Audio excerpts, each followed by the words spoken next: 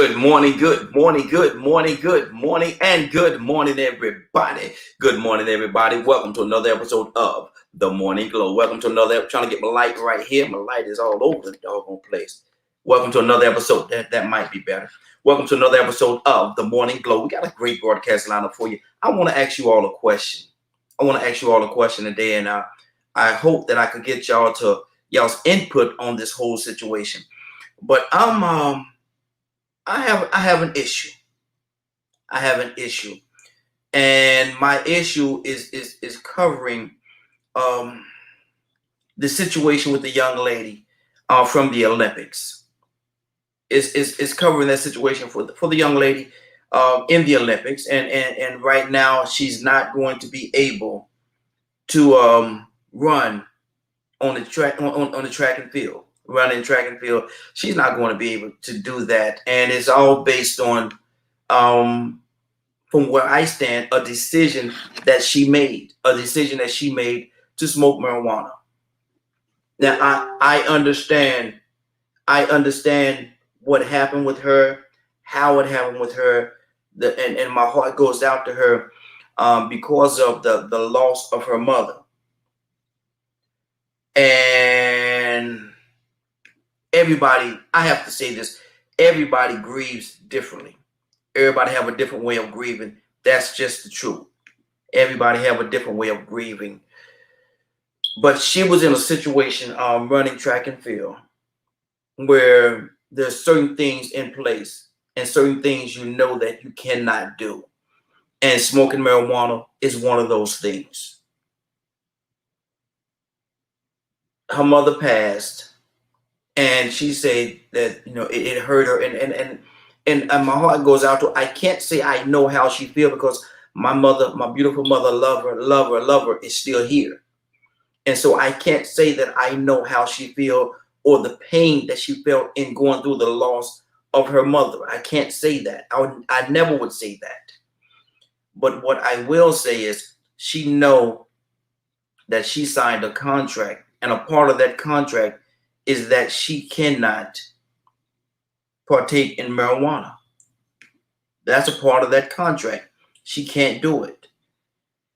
And in the process of her grieving, she smoked marijuana. She had an amazing race. I don't know how much that marijuana had to do with her running the way that she ran, or some people say that she ran that race after smoking marijuana and different things. I don't know about all that. I can't speak on that. But what I can say is she know what she signed and the organization that she was dealing with. Are they treating her justly? Maybe not. 9 times out of 10, probably no. But what I do know is she did sign that contract, and she was under obligation to not do certain things. And they say that they took her off one of the races that she was on. They took her off that.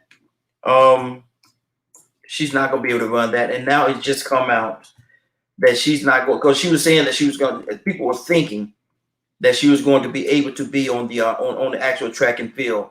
4x400, I think is what they call it. I'm not the biggest track person, but they say that she was going to be able to be on that and run that relay. And now it's come back that she cannot actually run in that particular relay. She can't. They've said that she can't run. My question is this, and my concern is, are they treating her justly? Should she be able to, because of the fact that she's going through the grieving process of her mother during that time, should she get a pass? Should she be able to run on that track and field team? Should she be able to? I want you all to give me a call, 678-381-1973. And my question, my issue is this. You know what you signed up for. You know that you were not supposed to be able to do that. My heart goes out to you because of the fact that you lost your mother. My heart goes out to you because of that. Yes, that's hurt. It's hurtful to lose your mother. That's a big part of who you are.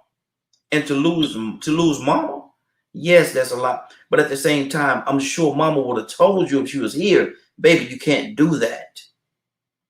Baby, you can't do that. Baby, no. We can't have you out there partaking in those drugs, because it goes against what you're going. And how much did this cost her? People saying, well, it's a lesson learned, and she'll be able to come back next year and the next Olympics, and she'll do this, and she'll do that. But yeah, that's new money. What about the money that she lost? You can never see. My thing is this: you can never make up money that you lost. Once you lose that money, once that money is gone, it's gone.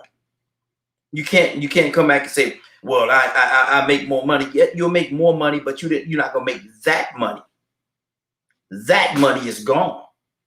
And so my thing is this, man. How do you all feel about it? What is on your heart? Is she just being justly treated? Can you give her a pass? Excuse me, because of the fact that she lost her mother, can you give her a pass? Can you legitimately give her a pass because she lost her mother? Can you give her a pass? Let her go ahead and say, well, listen, you lost your mother. We understand that you was grieving during that time. You smoked a little bit. We're going to act like it didn't happen. Where's the integrity of the Olympics now? Where's the integrity of the organization that's supposed to be enforcing these rules? Where is their integrity once they do that? And how could they justify somebody else to come up and they failed a drug test? How could they legitimately stand on the fact that you failed this drug test? You cannot and will not be able to participate in these Olympic Games, in these in track and field. Can they honestly do that after giving her a pass? I know we sometimes get caught up in our feelings and our emotions. Man, let that girl do this. Man, but listen, rules are there for a reason. Rules are there for a reason. And people tell me that, Raheem, you too hard, and this, you too hard. No, I'm not hard. No.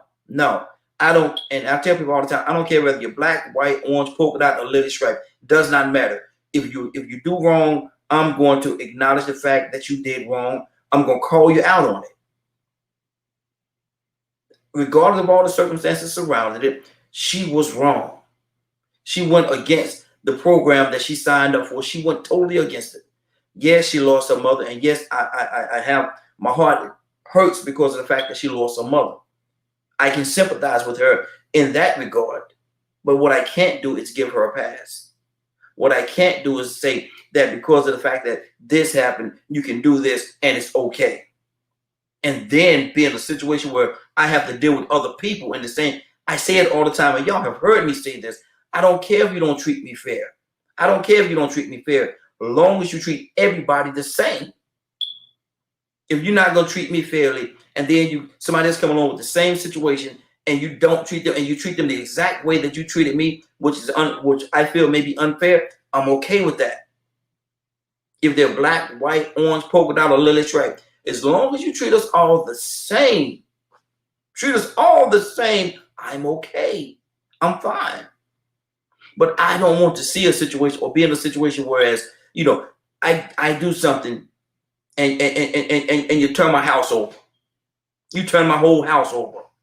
And then somebody else come along, you slap them on their wrist. You know you can't do that. You know that's not right. Now go ahead on and don't do it no more. Nah, that's not the way we do this thing. Let me see. I got a call coming through. Let me see. Can I get this call? Good morning. This is the Morning Glow. Who do I have here? Caller, let me see. Caller, are you there? Let me try it again. Having some issues with our phone lines, it appears, this morning. Let me see here. Why this thing won't allow me to answer. Caller, I see that you're calling. I'm trying to get through to you. Let me see. It may be something with the phone line. Let me do this. I'm going to shut the phone line down and bring it back up. Maybe we're having some issues with the phone line. So give me 1 second, caller, and call right back. I'm shutting it down right now, and we're going to do this all over again. Let me see. And I definitely want to hear your input, because I think, and people tell me I'm a little harsh on this, but I'm gonna tell you something. I think that she did something that was wrong. She broke the laws of the Olympic Committee. She went against those laws and those rules, and she have to be punished. And she had to bite this one, man. She got to bite the bullet. And she, I see on TV and it's like, she wants you to, your heart to go out to her, and she wants you to to feel this certain way. She's trying to pull on your heartstrings, and all that's fine, all that's good. My thing is this right here. You have to take ownership of what you did. Don't come to me want me to serve pity to you or give you a call back in. I think my phone lines are up and ready. Let me see. Can I get this caller back in here? Let me see how long. There we go. I think it's about to ring. See, can I get this caller back? Y'all, excuse the ring and say I'm trying to get this caller back in here. I think we back in business, brother. Caller, what's your name? Where you calling from? Hey, brother Pete. How we doing this morning? Brother Pete, good morning, sir. How you doing this morning? Doing good, sir. How you doing? How's the family? Hey, yes, sir. Everybody's doing good, man. I want to tell you, brother, I apologize for the other night, man. We fished until dark nighttime, man, and didn't make it back. But I definitely want to, man, look at, we was out there pulling them in. We was on my man boat, man, pulling them in. But listen, Pete, I got a question for you, brother. You know the young lady, the track and field young lady that she was smoking marijuana, and because of the fact that superstar, she's amazing, man. One of the fastest, they say the fastest in the business right now, breaking all kind of records. But at the same time, she had the little she had a tree incident. You know, she got caught and got popped on the little drug test, smoking the marijuana. And as I said, Pete, my heart goes out to her. She lost her mother, and that's huge. You know, I can't say I know how she feels because my beautiful mother is still here, and I love her dearly. And so I can't say I understand how she feels, but I can imagine to lose your mother. Man, just the thought of that, man, breaks my heart. Then my mom wouldn't be here no more. That breaks my heart. So my heart goes out to her in that regard. But at the same time, in certain situations, and I say it all the time, I know you've heard me say it, Pete, I don't care if you don't treat me fairly, as long as you treat everybody the same. Now, with her, is it okay for them to give her a pass because she was in that situation and she was a grieving mother? Or do you have to stand on the principles that you have and govern the same way, regardless of what the situation? What do you say to that, Pete? Should she get a pass? They had the rules in place. She violated the rules. That's just how it goes. Mm-hmm. Now, going to pull on all levels of nonsense and perspectives and opinions. But the bottom line is they have a committee, they have rules, and the rules are violated. Mm-hmm. If she had just went on here and told him she was a Rastafari, maybe they couldn't have did too much about it. She would came in, I and I. Yeah. But seriously, she violated the rules. I think they did that. They may have taken some of that into consideration, maybe. And the fact that when she did this actual incident, I believe that process is legal. Mm-hmm. So, that there may have been, she's 21, may have been some confusion. Yeah. Young lady, you seem like she's the definition of pulling themselves up from their bootstraps. Yeah.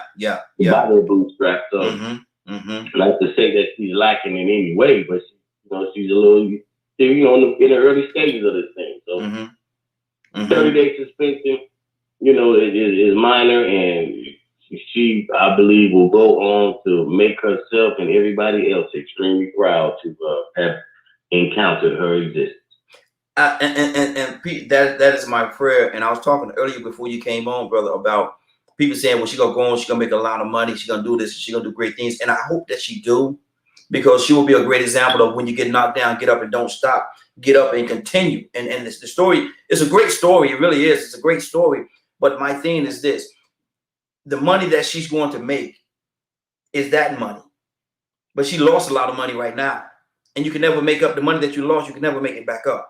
You can go and make more money, but you can't make the money that you lost. Do you agree with that? Because she lost a lot, man.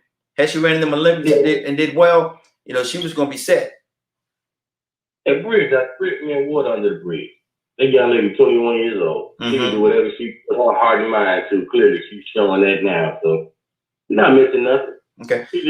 We're just giving her a chance to continue to condition and work on herself to come out and achieve a record even greater than what she had in mind before. Okay. It's not a setback, it's a setup for success. That's all it is. Okay. A little reprimand. Okay, she smoked a joint or two. Fine.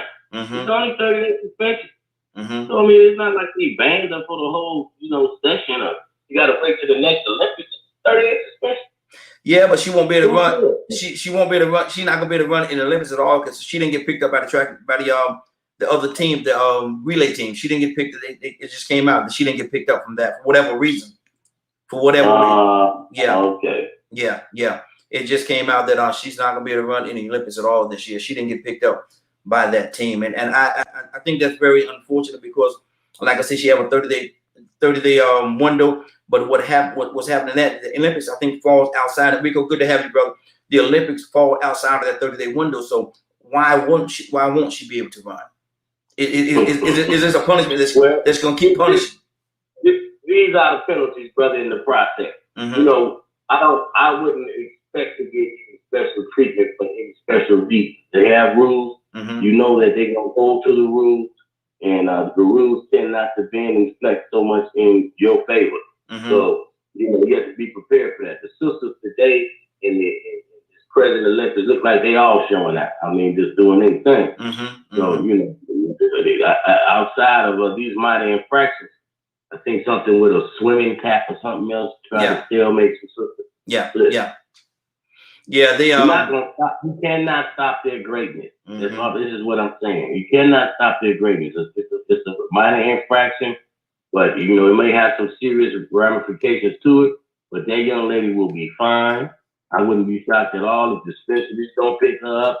Look here, she may get a contract in Amsterdam. Who knows? Mm-hmm. But she is going to be very successful in her life. I'm more than confident. Okay. More than confident. Okay.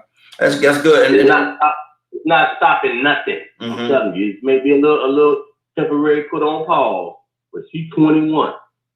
So let her keep working on her craft, and I'm telling you, she's gonna outpace her car. You keep playing with her. Rico, good morning. How you doing this morning? Man, how everybody doing, man? Grand Rising, my brother. Hey, doing good. I'm a little ticked, man, because I wanted to get out and walk, man, but this weather look like I might get caught in it, and I'm gonna be mad if it don't rain now because I didn't walk. So good out there, man. It better rain. Yeah, he said better rain. Rico, what do you think about this whole situation with the young lady? What's on your heart behind that, man? And the guidance that she has, who's in her corner that's leading her. Do you think she have that, or is that a lack of it? Because when she lost her mother, man, she everything else was a wash, man, and she went on and did what she thought was a safe place, what she thought that was going to give her the ease of making it through that moment, which included smoking marijuana against the rules, policies, and procedures that they have. What do you say to that? It's life. Mm-hmm. I say black people need to find better stuff to sit up and get up in arms about. People don't fail drug tests and missed out on jobs left and right. I failed a drug test and missed out on the Mercedes plant. Mm-hmm. Mm-hmm. I cost myself a good $200,000 by not getting that job. Mm-hmm. You got to deal with the consequences. You know the rules. Mm-hmm. First person suspended for smoking weed won't be the last. Mm-hmm. People get suspended for doing steroids. And they bounce back. Ben Johnson broke the record, got suspended for steroids, came back. He broke it again. Mm-hmm. So the thing is, we got a black swimmer that won gold in the last Olympics, and she's breaking records. She's gonna do it again. We got a black girl in gymnastics, and we got 1,000 more black women running track that's gonna run in the Olympics. And she wasn't gonna win the gold no way. It's 4 other women just as fast as her. Mm-hmm. 3 of them from Jamaica. Mm-hmm. 1 of them from Africa. Mm-hmm. All of them ran times faster than her this year. Mm-hmm. She not even placed. Wow. We so caught. You ain't say that right. You didn't say Jamaica. We so caught up in the trend. Mm-hmm. The media has put her out there because she's the new FloJo with all these nails in his hair. And it looks beautiful just flowing in the wind. She's so fast, man. That hair get to flowing, it ain't even hers. It just gets flowing, and it represents a certain brand of woman right now. Yeah. So what they got to do, they got to find a cause. A cause that don't make no sense at all because she ain't even crying. Mm-hmm. She ain't said nothing. She, you know, man, I slipped. I smoked some weed. They caught me. I bounced back. I'm human. Mm-hmm. That's me. I'm human. Mm-hmm. But the picture is that she probably wasn't going to win anyway. Mm-hmm. What I'm saying, I mean, there's other women out there she running against. This, I mean, super fast. Mm-hmm. Playing Fraser Price just missed FloJo's record by that much ago. This girl ain't came close to FloJo's record. Yeah, yeah. Then another woman from Jamaica beat her. Thompson. So they've been battling back and forth. Like I said, you got 3 of them from Jamaica alone. Just like with America and the males sprint. You don't hear too much about American males anymore because Jamaica started running that thing for us. Yeah. You know what I'm saying? So we got to look at the bigger picture and pick and choose what we want to give all our energy to. I hear a lot of people complaining about what's going on with this girl, and they don't even know how to pronounce her name correctly. So you just found a good reason to jump on the bandwagon and say, yeah, let's be mad, y'all. Come on. Let's go protest. They're doing it again. But she ain't even saying, hey, y'all, let's raise some hell. Yeah. Do me wrong. She ain't saying one time she said, you know what? I'll bounce back. She still almost had the opportunity to slide in, but that still wouldn't have been too fair. Yeah. You mean on the relay team? Right. Yeah. Because there's some girls that didn't test positive that feel like, hey man, I deserve this opportunity. And they're probably black. Yeah. And so what about the rest of the black girls on the American track team? My cousin made a post yesterday about how he doesn't like the fact that black people even represent the United States. But I'm like, that's the only way that they can show their talents. The only way to compete on the main stage is to compete for the United States. So who as they'll compete for the United States, they have to do this. Yeah. Them know. And see, one thing about it, we rooted for Usain Bolt. He's from Jamaica. We care less about him having an American flag. We celebrated him the same. I think that it's not black people that's really concerned about the patriotism of the Olympics. They just like to see black excellence. Yeah. Let's go to the phone. I've got another caller. Caller, what's your name? Where you calling from?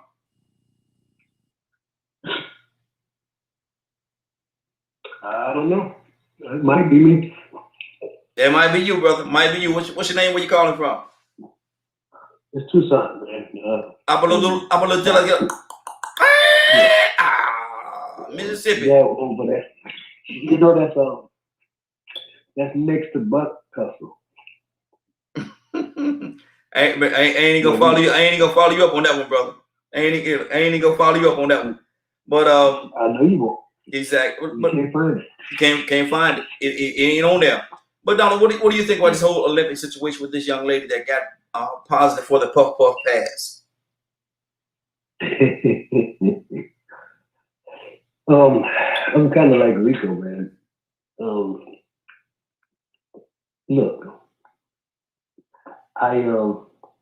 that's not a good place to be when you in the limelight.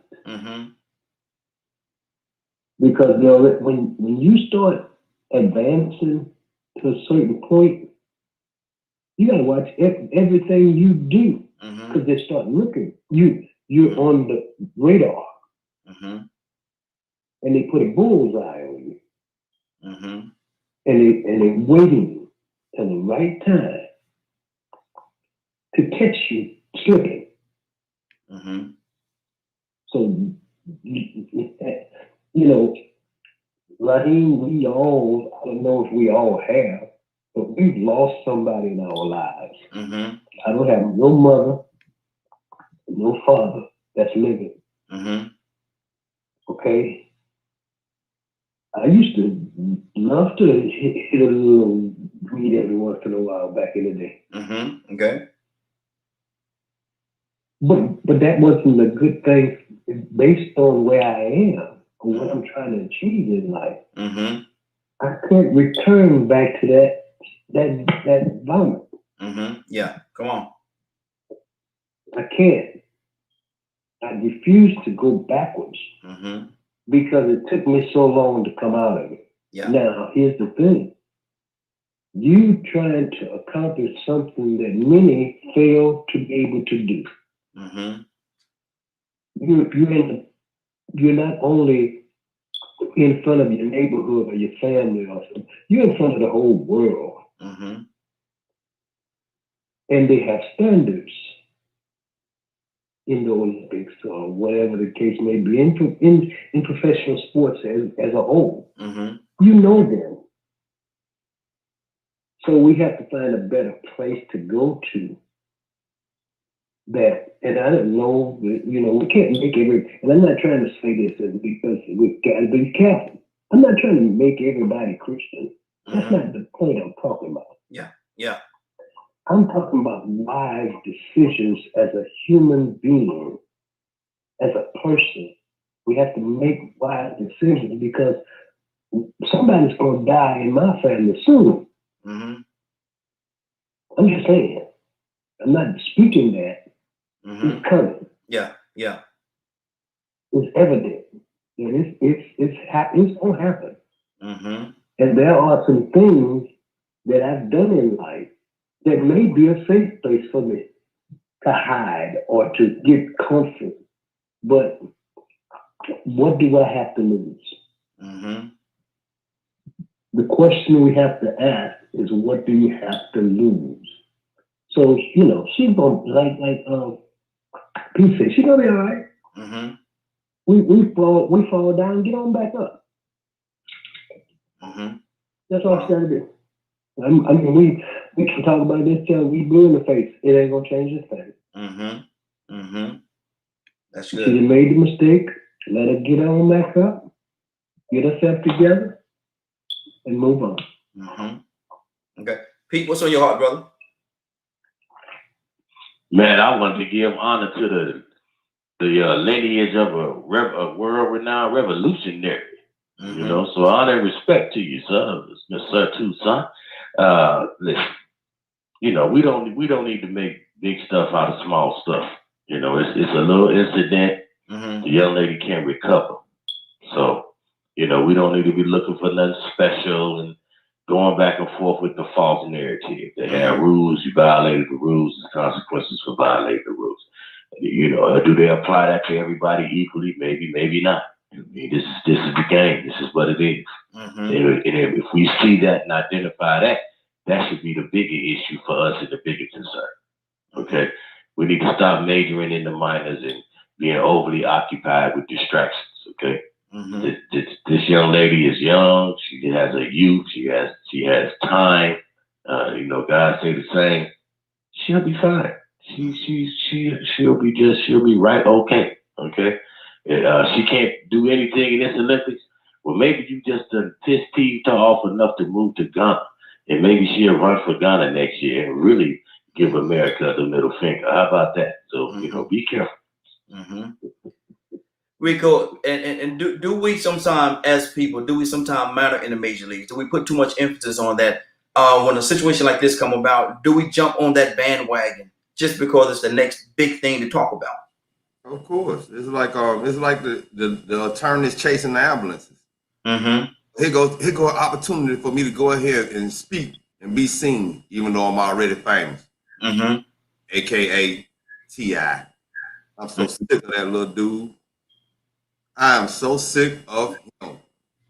Mm-hmm. He's a double speaker. You know, you want to be a leader, and then you come right back and you promote a whole lot of debauchery in our community, and then come right back and every Atlanta rapper, every rapper in Atlanta is doing the devil's work, and then pretending when it comes time for an opportunity, like the guys that went and bailed all those people out, and then they made a music video at the same time, and then you come right back and make another video a couple of days later bashing everybody. They go back and they find opportunities to say, you look, this is a chance for me to look good. So now it is.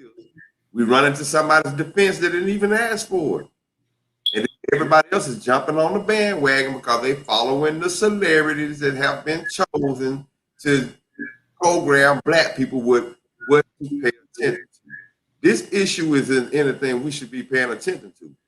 Mm-hmm. As simple as this. First off, we're human. We know she's human. Mm-hmm. And Sha'Carri Richardson, now Sha'Carri. Before she became Sha'Carri Richardson, the track star, was a little bitty Sha'Carri that was trying to get to be who she is today. Yeah, yeah. Probably smoked a lot of weed. I'm pretty sure she's been smoking weed before. She just slipped up and did it at the wrong time. Like Michael Phelps admitted he had been smoking weed, but he knew how to do it at the right time. So she said, she didn't say, I ain't never smoked weed before. Yeah, yeah. She just said, this is our coat. I did it at the wrong time also. Okay, look at this end of it. But hold on. Before you go past it, let's stay right there for a second, because you said something that I don't want people to miss, and I don't want it to go. Sometimes we'll go past something on the broadcast, and we won't stay there long enough. You said, she said, and Michael Phelps said the same thing, that I smoked it, and he said I smoked it at the right time, pretty much. But so a majority of a lot of these Olympic people that's in the Olympics, they may do the same thing. They just know when to do it. Every sport. Football players, basketball players, I mean, they even latch the rules now. In certain states, it's just the Olympics haven't latched the rules now. Man, people are human. They just know when and how to function. You know, their metabolism is so much better than ours. They can get it out of their system quicker anyway. I'm saying, but what we got to understand is she did a lot of training. It took a lot of resilience and a tough mind to get to where she is today. She overcame a lot of obstacles. Girl, mama died and she went out there and blazed that track. You think them suspending her when she gonna be able to come back next year for the world championships and do what she could have did this year, probably be even faster with another year of training. She probably practicing now. Probably breaking the record right now and just saying, well, you know what, wait till next year. I won't mess up again. So I mean, it took her a lot of motivation and strength and resilience to get to this point. But we got to know that she's not gonna fall down from this, whether they let her run in the Olympics or not. We have to just support her and say, well, you know what, we understand. The thing that she needs to hear right now is we understand. But going up there and say, are they wrong? Boycott the Olympics. She's even whipped that, and on top of that, that's putting more pressure on her, because now you got people talking about boycotting the Olympics on her behalf, and other black women, they looking like, wait a minute, how ridiculous are we gonna be with this black power, this unity thing? You know, when you're wrong, you're wrong. She even admitted when she's wrong, she's wrong. So I mean, like I said, look at it this way: the Olympics are a year late. It was supposed to have been last year. When they've been in it last year. She doesn't have to wait 2 years to beat everybody. She only has to wait to this time next year to do what she could or what she think, to have an opportunity to compete with other women next year. So like I said, you know, we have to watch what the issues are that we stand up and go to protesting about it. Then, like I said, you got the celebrities jumping on board with it, man. And it's just like, you know, everybody want to get on the bandwagon. I mean, you look on Facebook, everybody posted about this girl, but a month ago, 2 months ago, they didn't know her name. Like I said, they can't even pronounce her name.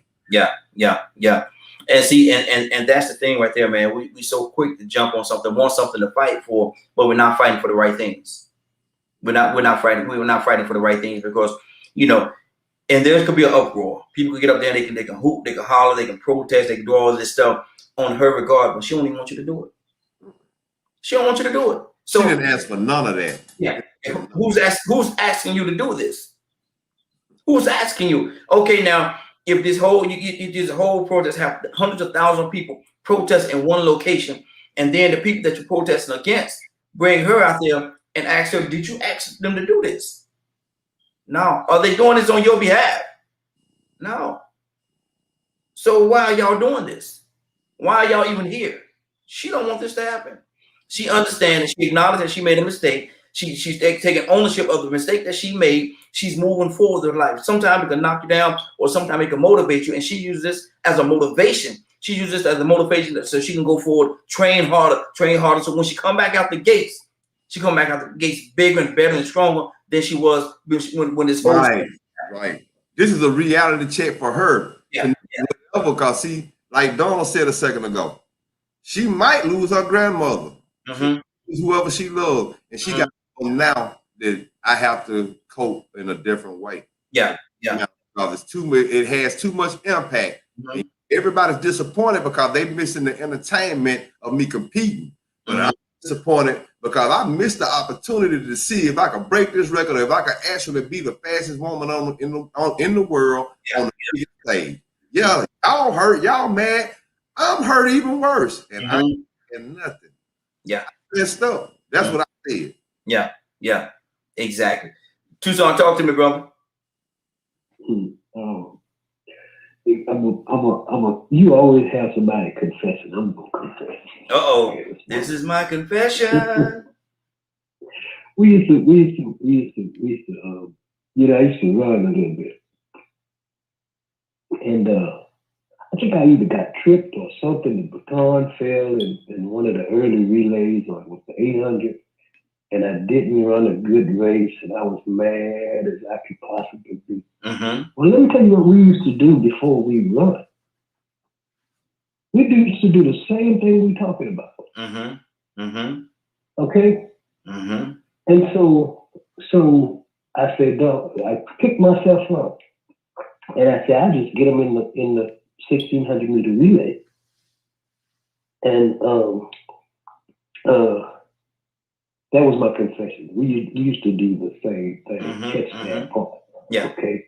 Before the race, we'd sit on the bus, or we'd sit in the dorm, or whatever the case may be. But when we get on the track, it was serious business. So when my attitude was, because I fell short in the early race, I'll just get them later. So as we ran the mile relay, coach comes back, he says, we clocked you at 45. And I said, well, I told you I would get them. What I'm saying about that is, if she wants to, based on her skills, the next time she gets an opportunity to run, all she got to do is break the record and be done with it. I bet you they'll be asking for her then. Exactly. We give them in the way we do when we fall. What you do makes the difference. Don't worry about what happened in the past. Get up. Look, man, she ain't the first one, and she ain't gonna be the last one. I guarantee you, she can go to any. And another thing that I thought about, in a lot of states in America, it's actually illegal. You say illegal? Legal. Oh yeah, legal. Yeah. Legal. Absolutely. Legal. So I don't know where she lives at, but the question is, I don't know, is it legal? And let me tell you something about these kids. Ain't not worried about that. Let me tell you what happened to me Saturday. Was it Saturday or Saturday? I know it was Saturday, yes. I was sitting on the porch with some girl's family and her little niece, about the same age. We was talking, and all of a sudden, she's just sitting up there, and she was rolling up a blunt right down the porch. And somebody said, that's Reverend Tristan. He said, how you doing, Reverend? I'm finna light this fire. I said, well, I'm gonna just move. I said, you gonna do your thing. See what I'm saying here? We worry about the wrong thing with our thin skin. That ain't none of my business. These kids ain't studying that. They say what she said, is legal. So what you need to do is back up. It's nice meeting you. Yeah. I didn't get offended. This is a thing that's happening in America that she's not breaking any laws. They didn't arrest her. Exactly. So all she got to do is get back on that track and blow their mind, because she can. And she can do that. And if I'm not mistaken, the state that's pushing this thing is a state where it is legal to actually smoke it. It's legal to smoke it. But they not pushing it. It's the Olympic Committee, the International Olympic Committee. That means it is of nations. that has this rule in place. Not no country or no, I mean, not one state in the United States. You could walk in the store in Oregon, Washington, Nevada, Times Square, New York City. The store, go get it, come outside, roll it up in front of the Empire State Building or at the track she was at, and smoke it to the police. California. In California, that's what it is. Yeah. The International Federation says it's illegal. And guess what? It is performance enhancing. I think I want to understand how it is, but guess what weed does? It relaxes you. So if you're a little bit nervous, you know what I'm saying, it's up to you. It can work either way. You could get a little nervous because you smoked it, or you might be able to calm down and make that baton pass. Get them jitters off for you. Okay, now I'm calm, I'm relaxed now. You get what I'm saying? So to understand, it is performance enhancing, and it could be a deficiency. I said a second ago, that may have been the reason why he dropped the baton. He was too relaxed and not focused enough. You know, sometimes we could be too focused and it stress us out, and we need to relax and get our mind right. And then sometimes we could be too relaxed and not focused enough. Yeah. She's distracted and worried about what happened with her mother, just being told that, oh man, I'm supposed to be up here running. What am I gonna do? Boom, weed. Well, you know, I smoke it anyway, man. I know that's gonna get me in the right place, man. I've been up here stressing, man. I gotta go out here and run, man. Let me go ahead and get me one already rolled up. Don't cost but about $2.50. Yeah. Come out here and I'm gonna burn that thing, man. And ooh, here I go. You see how crunk she is. Yeah. She good to go. And she run up there and hold up grandmama. She done had a rough time. Yeah. The International Committee said it was illegal. Not Oregon, not the United States. I mean, Germany and Japan and China and everybody else said, you know what, weed is banned. And so that's the my issue is this right here. If it's legal, what happened here in the United States in that particular state is legal. What if she smoked a cigarette? Cigarettes aren't illegal. Nowhere. Neither is marijuana in that place where she smoked it. So okay, you go to work for Mercedes-Benz, you go to Las Vegas, and you smoke your a good half ounce of blunts to the face by yourself, and then come back and take that random drug test in Alabama. And then say, but it's legal in Vegas. They're like, well, you got to go to Vegas and work then. Find your job. We'll holler at you. I'm right here where you working at. Working with the Olympics right now. And the National Olympic Committee said that in the state of the earth, it is illegal. Just like old dude said on Life about the state of Mississippi. Yeah, come on now. Come on. The International Olympic Committee said, wow. I don't care what Oregon doing. You know what you got to do because you're trying to get a gold medal. And for you to get this gold medal, you got to pass these requirements. And I did that for a certain reason, because I spoke about that earlier. Everybody have their own laws, rules, and regulations that you have to adhere to. And she signed on to that. And the reason why I did that just now, just to get back to that point, they have their own rules, regardless of whether you're in Oregon, New York, California, where it is legal. It doesn't make a difference. What happened is, you know what you signed up for.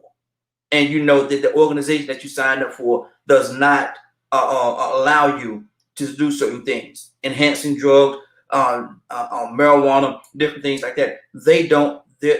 It doesn't line up with who they are. And so, and that's why I did it, because legally, yes, legally in Oregon, it is legal. But up under the umbrella of the committee, they don't want you doing that. Up under that umbrella. Go ahead. What's on your heart, brother? Just the rules and regulations and understanding the process. That's all. So, you know, I think some of the greater concerns for our community, and especially in this society, should be rules and regulations. But how rules and regulations are broken and not applied equally and causing damage and long-lasting harm to so many. Let's not forget, this country has the most incarcerated individuals of any developed nation anywhere on this round ball. Mm-hmm. It's a problem. So, you know, when we talking about the rules and holding folks to rules, that's great. But like you said earlier, in order for it to work, it has to be done equitably and equally. And that seems to be a greater issue in this society present today. Mm-hmm. The too many laws and rules. We say we're a society of laws and rules, but too many of the rules and laws are openly violated, or there's an act of double standard still present that is causing long-lasting harm and problems still in this society. So it's touching on the subject matter, but it's an example. If the World Committee in its arena can hold all of the participants to one standard, then that's a good example for the rest of the world, and it's certainly the United States itself to take notice of, with having one rule of law and not one law that's open to interpretation. Absolutely. Absolutely. Okay. I'm gonna change. Let's change gears for a second. Let's change gears. We're gonna jump to a whole totally different lane now. And Rico, I want to ask you this question, brother. They're saying in the news, and they want you to believe in the news, that they're giving you that vaccine. They're giving you the vaccine because it's for the health of the nation. So we can be healthy, and they're gonna give it to you free, not a charge attached to it, you know. And I'm sure it costs them money to produce this particular drug, this particular vaccine. I'm not gonna say drug, this vaccine. And if that be the case, if they're doing it because of the fact that they want the good for the nation, they want the health of the nation to be healthy, why can't they do the same thing with insulin and chemo and stuff like that? Why can't they do the same thing? If it means so much to them to make sure that the nation is healthy, it means so much to them that, hey, I'm gonna give all y'all, just go to one of the spots. All you gotta do is get there, and some will set up different locations all around to make it very convenient for you to be able to come and get this vaccine because you all need it, and we want this nation to be healthy. Chemo, chemo. You know, there's people dying of cancer every day. Insulin and stuff like that. There's people that need insulin every day, but it costs them so much to get it. Rico, how could you have such a heart in one area and not care in the other area? Because if I give it to you free, I'm not gonna make more money. Go ahead, Rico. What's on your heart, brother? Yeah, you said it all right there. I mean, really, nothing else needs to be said. People need to look at that. That disparity.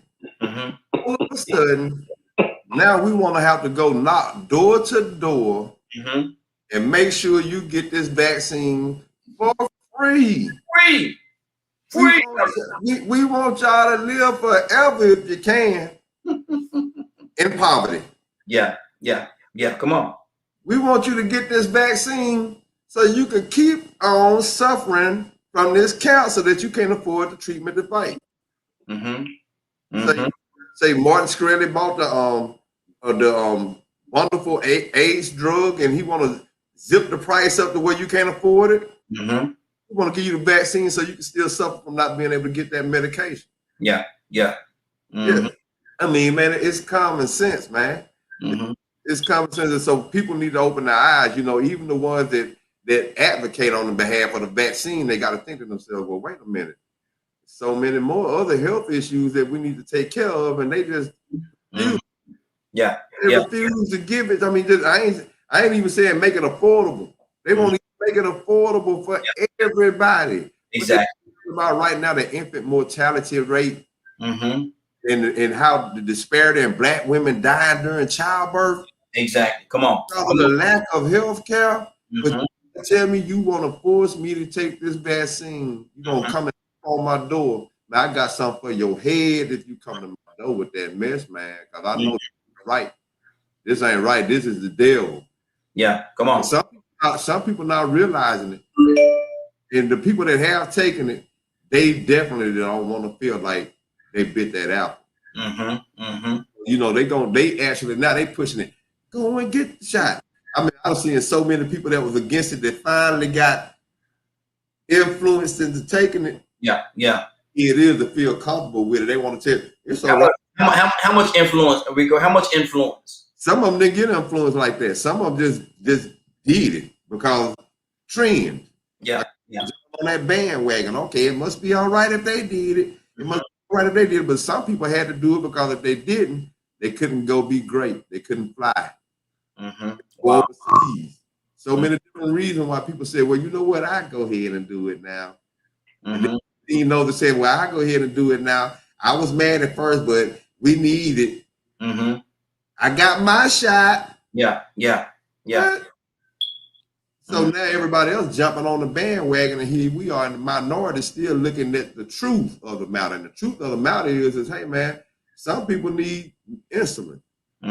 Yeah. Some people eat so bad off from the diabetes and they can't get no therapy, they can't get no rehabilitation. Brain injuries, PTSD. Go to the VA hospital, man, and see all these people that come back from Iraq all messed up and gone in the head, and they ain't getting enough benefits. They're struggling. You can look at them and tell they're struggling. Wow. But you want to come to door and make sure somebody take this vaccine. Well, and on top of that, you're silencing people that's taking it, that supported it, and now they got some. They ain't liking what's going on. Yeah. Them too. So I mean, you know, and that's the issue right there, man. I don't like how this looks. It don't look good. I really believe it's demonic. I really believe it's demonic. I mean, if you think about it, in this land of democracy, look at how much of a dictatorship that sounds like. Force that vaccine on you. Make sure you get it. Make sure you get it. For your best benefit. Sound like Hitler to me. And see the thing about it, everybody say what they want to say about this person, and whether you like them, whether you don't like them, or that's not even part of the conversation. But from the president on down, pushing this vaccine, you know, go out there and I have the goal that this amount of people by January, July the 4th is going to be vaccinated in America and blah, blah. What do you really say? What's behind some of those words that you're putting out there? Because, you know, you're putting it out there, but what's behind it? What are you really hiding behind? And you really give people money? Yeah. Put it to win lotteries? Man, you ain't never want to give nobody no money, man. Come on. Y'all just gonna give an executive order. Daddy, you'll get $5 million. You got an opportunity. Anyway, y'all got a chance to win a lottery if you go ahead and get this shot. Yeah, exactly. Pete, talk to me, brother. What's on your heart, man? They want to give it to you freely. Pete, they want to give you this vaccine free. They ain't insulin and chemo and stuff like that. You know, we ain't got there yet. But look, we're gonna give you the vaccine. Like Rico said, we'll come knock on your door. Have the vials, everything right there. Just give me your arm. Roll up your sleeve, give me your arm. We'll take care of you, and we'll do it. As a matter of fact, how many people in your house? We'll take care of everybody at one time. We'll get them all at one time. We ain't got, we don't want to leave anybody out. How many people in your house? Oh, you got kids too? Oh, we take care of them too. Yeah, we take care of them. What about the pet? You got something for the pet? No, don't leave the grandparents out. Dog. Yeah, exactly. What does this smell like? What does this smell? Hypocrisy, brother, of the whole process. They will hide up under this being a global situation in this country. They'll hide. The World Health Organization is crying now because the funding that they needed is waning. So it's coming down the money already. But now, here we have a society that will go out of its way to participate in disseminating element to the masses under the guise of it being for the greater good. But yet we have existing problems that affect our local society and affect their public interest issues. And it's involving the greater good. And we have on pause the addressing of these issues. So this just cries out of hypocrisy, high hypocrisy, not hypocrisy, high hypocrisy. Okay, here we are talking about injustice. We're talking about wrongful death. We're talking about the wrongful incarcerations, assaults and batteries and malfeasance and violations of law trespassers of the law, and they give us a holiday. Mm-hmm. But yet they reinvigorate the initiative for the Asians and the Island Pacific individuals to reinvigorate that community, shore it up, make sure they have more access to government contracts, business opportunities, understanding finances and investments, and overall commerce participation. We get a holiday. Mm-hmm. We got a caller. We're gonna come to you in just 1 second. Tucson, talk to me, man. They're gonna come to your door. They're gonna knock on your door. Before they get there, they want to make sure that they know how many people in your household, Tucson, because we're gonna vaccine. We're gonna give all of them the vaccine. We're gonna vaccinate everybody in your house, Tucson. Just let me know how many you need me to bring, free of charge. We ain't gonna charge you nothing. Don't worry about them. Your money ain't no good over here. Your money ain't no good over here. Tucson, what does that sound like to you, brother? It don't sound like nothing. Mm-hmm. I don't pay no attention to that. Mm-hmm. See, I make my own choices. Mm-hmm. I don't make them based on nobody. I'm not in a box. Mm-hmm. Everybody's different. If you want to take it, take it. If you don't, don't. That's the end of story. Mm-hmm. Because you're going to die. I promise you that. Mm-hmm. And it's not going to be coronavirus that's going to kill you. Mm. Mm. So what? So now what? I mean, I don't know. There are some decisions that we need to make based on our individual actions Mm-hmm. that don't have nothing to do with corona. Come on. I mean, I just me as an individual, I'm going to do what I want to do. When I want to do it, how I do it, without outside influence. Mm-hmm. You can't make me do anything. And if I do something, it's going to be by my choice. Mm-hmm. And you know what I'm going to do? Mind my own business. Mm-hmm. Because there are some people that they're scared to death. They got some underlying other issues that they're concerned with. Mm-hmm. That if they do take it, it's definitely going to kill them. Mm-hmm. The virus, I mean. Yeah. So they stay away from it. You know what? That's their choice. Mm-hmm. I mean, they got people that have had cancer. Mm-hmm. And because their immune system can't take being affected about an unknown substance, I don't care what you say, Mm-hmm. they're not going to take it. Yeah. They know that money that they putting out there, that ain't gonna fix what's really wrong with it. Mm-hmm. So I don't get into this who's right, who's wrong. People say even in our churches, you just got to have faith in God, and He's gonna take care of you if you take the shot. And then here's another preacher say, you got to have faith in God. You don't need no shot. Mm-hmm. Mm-hmm. Come on. Then we try to put God in a box Mm-hmm. of our own spirit of dictation. We want to dictate to each other. Mm-hmm. Mm-hmm. If you do like me, you gonna be all right. Get out of here with that crazy mess. We try to manipulate people's lives based on how we feel. Mm-hmm. When people make their own choices, just like we talked about today earlier, that's choices people make. Mm-hmm. Regardless of whatever choice you make it for you. Yeah. And know that whatever you do, you're gonna have consequences. Mm-hmm. Mm-hmm. So hey, your money can't buy anything. And Rico made a point, and I agree with it. If they really want to do something, let's get something that'll cure cancer. Mm-hmm. Yeah. That's killing more people than coronavirus. Exactly. Give me something. Give me $1 million to take something like that. Mm-hmm. Mm-hmm. Otherwise, just shut up.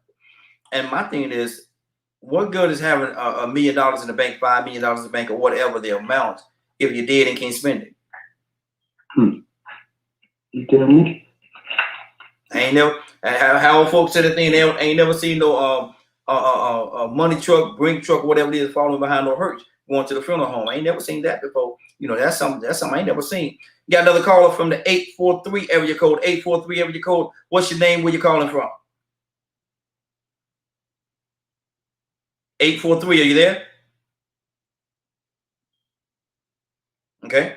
Keeping it moving. Keeping it moving. We have another call from the 816 area code. 816 area code. Are you there? I'm here. Kansas City. K with the E. K with the E. Good morning. How you doing this morning? Good morning. Good morning. I'm finding you. Hey, doing well. Doing well. I want to ask you this question. We're talking right now about this whole vaccine and how they're going above and beyond to make sure that everybody get this vaccine free of charge. We'll come to your door. We'll bring as many vials as people in your household to make sure that everybody is vaccinated. Free. Ain't gonna charge you nothing. But you got people that need chemo and insulin that they're making it so outrageous for the prices of getting these drugs that's going to help you, because they say they want to do it because they're going to get a vaccine because it's good for the nation, for a healthy nation. Having insulin and chemo, that's not good for the nation. Why can't they get that for free? They offering everything. It's so much. They offering people marijuana. They offering people money. They sent me a letter. And I was like, letter about, so I called the number.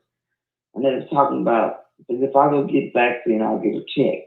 They'll send me a check, a gift card. I called that lady. I told that lady, I said, baby, I don't think, if I was deaf and blind and couldn't smell, y'all couldn't get me to take that vaccine.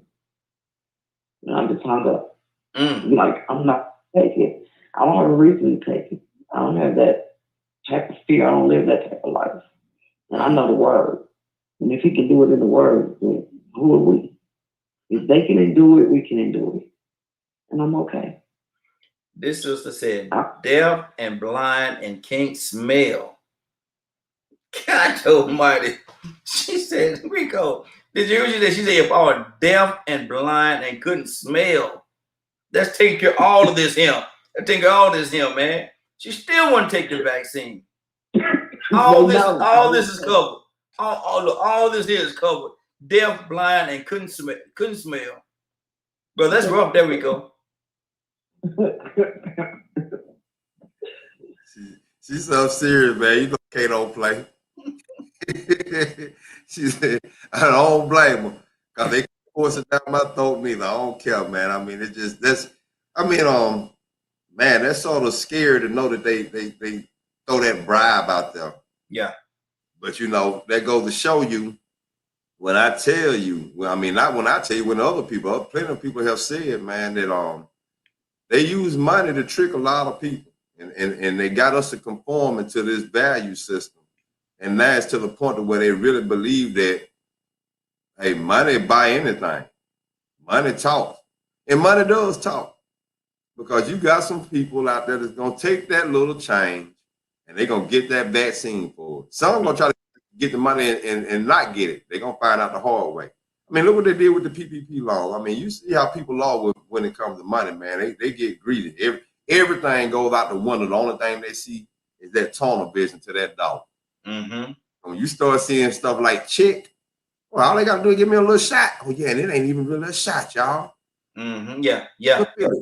Oh, man, I'm going to go there and get that check. I mean, I've seen people sell out. I had a class action lawsuit at a job one time, man. I had all these brothers ready to get paid good if they would have just stood their ground. But it was getting close to Christmas time. So that little money, don't get me wrong, some of them could care less because they were the ones telling me that what I was complaining about was a waste of time anyway until they seen it had legs. Then they shut up. They want to show up and talk to the EOC attorneys and get this, you know what I'm saying, sign up for the lawsuit. They saw opportunity to get some money, so now they was all with it. Eminent Valve, the company came back and said, well, you know what? Let's throw a little bit of money out there that they might get quicker than the money from the lawsuit. And it worked.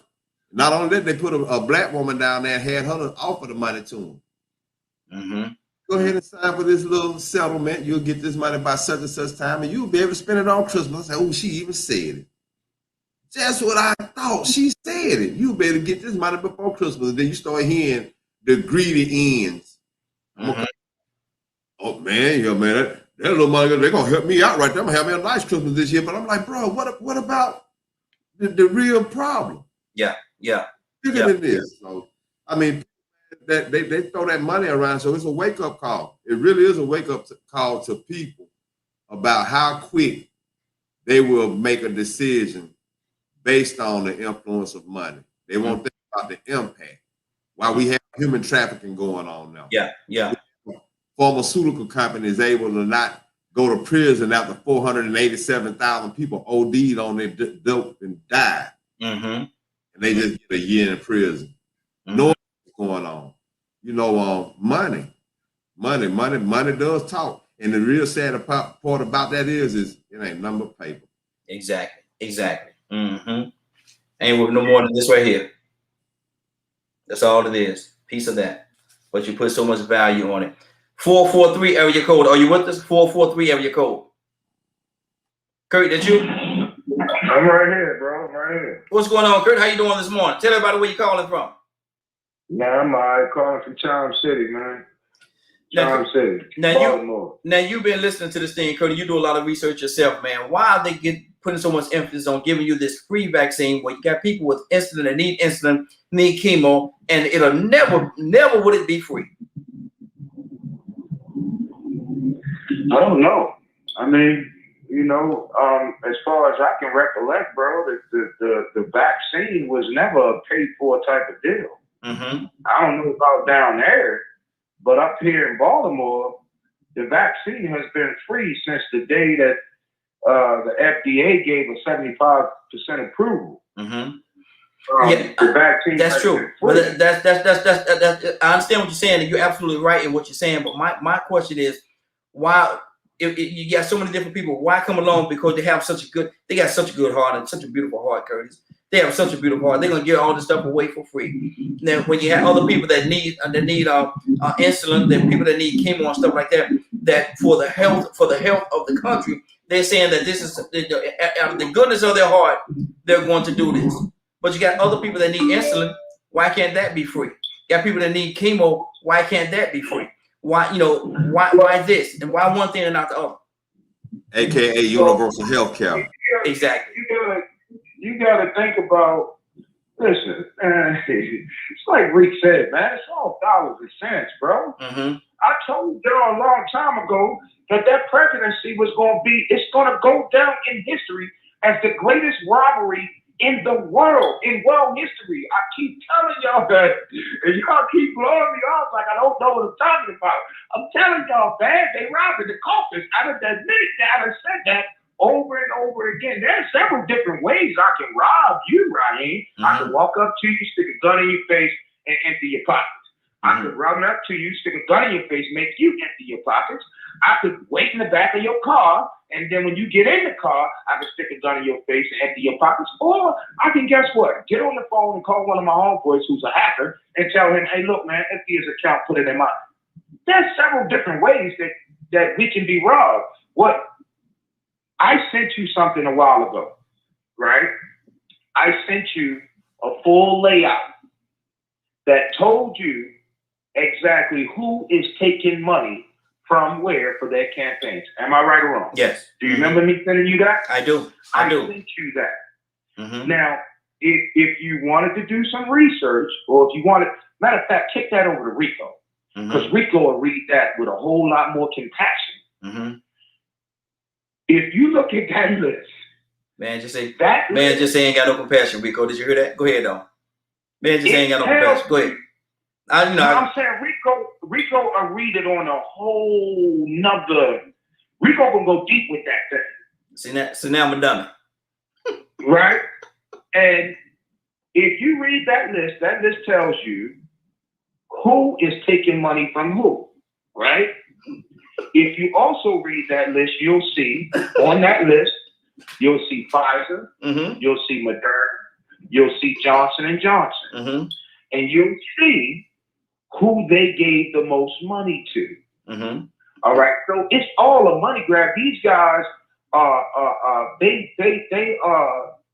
they move into the beat of the drum of it's simple. Look, who is giving me the most money? And guess what? Because they're giving me this money, we gonna jump behind them to make sure that their product get out there because the product is being paid for by the federal government. But before I'm done with that, let me just say one thing. I don't know if y'all did already, but I got to give a major shout out to my brothers and sisters, both black, white, and candy stripe in Philadelphia. Got to give them a major shout out. Did y'all hear about what they did in Philadelphia yesterday? No, what happened? Oh my God. So you know how the white supremacists like to take these tiki torch marches or whatever, right? I don't know what told them they was gonna be able to pull that off in Philadelphia. Wow. I have no idea. No. I have no idea who in genius mind told them that we gonna march on downtown Philadelphia at that. So they called themselves over the march yesterday. Well, guess what happened? The citizens of Philadelphia met them at the square. You know where the square right here, and I think you done been there before. Where you know how in Philly, when you're going through downtown, you basically come to like a what we call it, a turnabout, where it's a building set right in the middle of downtown, right? Go ahead. The citizens of Philadelphia, black, white, candy stripe, met them right there. Y'all not gonna do this in our city. So one of the guys on the white supremacy side, he tried to throw a smoke bomb, thinking it would make them scatter. Bro, they stood tall, and after he threw the smoke bomb, they saw what nobody scared. That's what they all did. Turned around and ran. Not walked away, they ran. They were scared. So big up to the people in Philadelphia for standing up for what is right, what is just, and what is true. Now, y'all not gonna come over here with that foolishness. We're not having it in our city. So I just want to say big shout out to them. But you already know, man. The vaccine, I got mine. I got mine just like I got my polio vaccine. I ain't grew up with polio. I got my malaria vaccine. I didn't catch malaria. I got mine. So, you know, I'm a trust in God. I'm going to believe that God is the forebearer of the vaccine. In all reality, we don't like to talk about this either, but the vaccine came from a black woman, a black doctor, a scientist, female. Yeah, a lot of information come from Candace Owens too, but I don't trust her either. But you know that's neither here. That's a totally Candace Owens. Brian, you can't even use that as a synopsis because but see my thing is this. My point is right here, Curtis. I don't know who this lady is. I can't vouch for her because I don't know her. I know the work that Candace Owens has done, and I can say who she is and what she's done. But my point is not to put them in the same pot, but at the same time, I don't know this young lady, and she could very well be the same person like what's that guy named that used to be up under Trump all the time, up under his shirt tail every time until he died of COVID. He could be the same person. Cassandra Good. Brother, you gotta pay attention because no, that ain't who she is. I don't know who she is. My point is I don't know who she is. All that crap that Trump was throwing out there, they only interviewed her twice. But all that crap that he was throwing out there, she was a major proponent saying, I don't know what this guy's talking about. Okay. This is because you missing. I understand what you're saying, but you missing my point. I said I don't know her. I got to do some research myself. I don't know her. That's all I'm saying, brother. I'm not saying that she's not reputable or she's this or she. I'm not saying one way or another. I'm just saying I don't know her. Cassandra, good morning. How you doing this morning? Good morning. But we don't know the people. I'm with Kurt. We don't know the people that did the polio vaccine, the measles vaccine. I don't know them personally, but I dang sure got the shot as a kid, and I made sure that my children got it, and I also got the vaccine because I believe wisdom. Just use wisdom. Vaccines have been out forever for different things. This was something that was killing people on a large scale, and we needed to do something to stop it. And I'm sitting at home saying, oh, God, and don't let it touch my house. Half of the people I know that died from it were Christians. Half of the people I know personally that died from it were Christians, people that trusted God, that loved God. And then multiple people that I know didn't get the vaccine, and then they ended up dying, and not just that, affecting other people in their family. So, you know, everybody, and my thing is, do what you want to do. Everybody got to make their own choice, but let's at least use wisdom. Do the research on the black girl. This black girl is amazing. The one that helped develop the vaccine. This girl is strictly pro-black. She ain't no halfway. She don't even call her name with Candace Owens. Don't even put her in the same. Don't even use the same breath because they are so far from each other. Okay, and she also, just like Kurt said, she also stood against the stuff that Trump was saying that was lies. If she was a pro, you know, let my people die, she would not stand up against him. Okay, but my point, Cassandra, my point, Cassandra, is, and I say this to Curtis as well, I don't know, I have not done my research on it, I don't know her. You don't know half the people. Come on now. Do you know, okay, let's put it like this. If you needed heart surgery, and do you know your doctor personally? If you go to the doctor for any condition, cancer, whatever it may be, do you know those doctors personally? No, but you are trusting the process and that they are medically capable of helping you, your wife, your daughter, your mother, whoever it is. You trust that whoever is that medical person is, you don't know them personally, you don't know the nurses. You know the RNs that help you if you're sick. We gotta keep it. No, let's keep it real. If we don't keep it real, keep it real. Let's keep it real for a second. That you trust every day. Cassandra, let me say this to you. The same medical people that you're talking about is the same people, and we're gonna keep this thing 100. Let's keep it 100. It was a medical doctor that killed Martin Luther King. Listen. It was a medical doctor that killed Martin Luther King. What I'm doing is this right. What I'm doing is this right here. Hold on. What I'm doing is this right here. I'm not saying that this lady is good, bad, evil. I'm not saying that, y'all thinking I'm talking against this lady. I'm not. I'm saying I personally, I can't endorse it until I do my research on my own. I can't endorse her because I don't know her. It's almost like somebody coming to me and say, Raheem, would you endorse this particular person that I don't know? I can't do that. And I will do my research. I'm personally not talking about endorsing anybody. I feel like people do what the heck they want to do. Do what you want to do. You don't want to get a shot, don't get a damn shot. Yeah.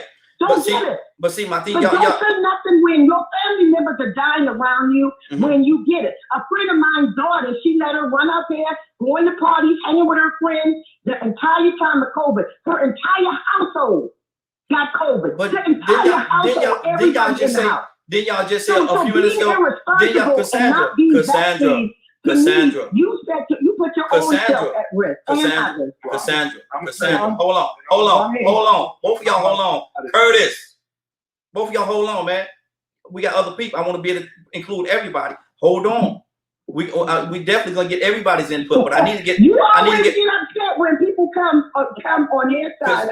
But it's okay. But my thing, it has nothing to do with a side. My whole point is this.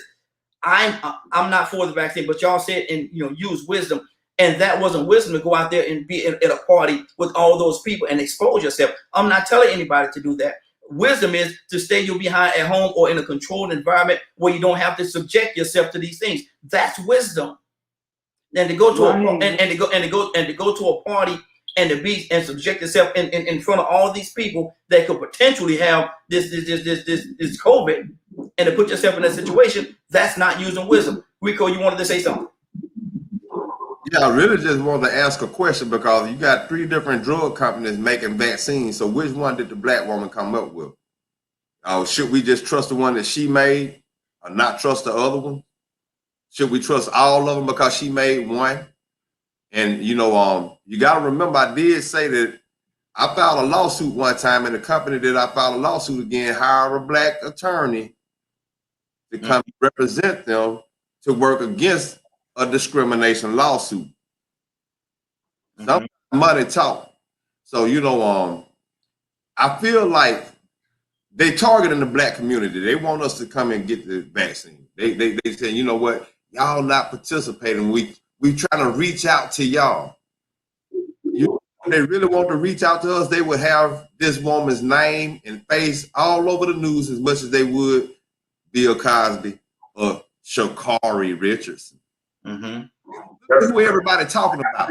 So now we talking about a vaccine that could potentially save all these lives and that we really need, and they really push and make sure that everybody gets.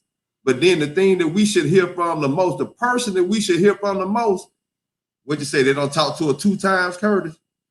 How long it's been known that she came up with one of the vaccines? I don't know which one she came up with, but I know she came in the picture a little bit late with all these accolades. Oh, it's a black woman. All of a sudden, she just come out of nowhere. Well, So while we on the radio, let's play the record while we on the radio, Rico. First off, the Black doctor, her work has been used for all 3 companies. That's what I asked. Lady is. So she was the groundbreaker. She was like, let's put it like this right here. She was the what's the movie with oh my God, Janelle Monáe, Hidden Figures.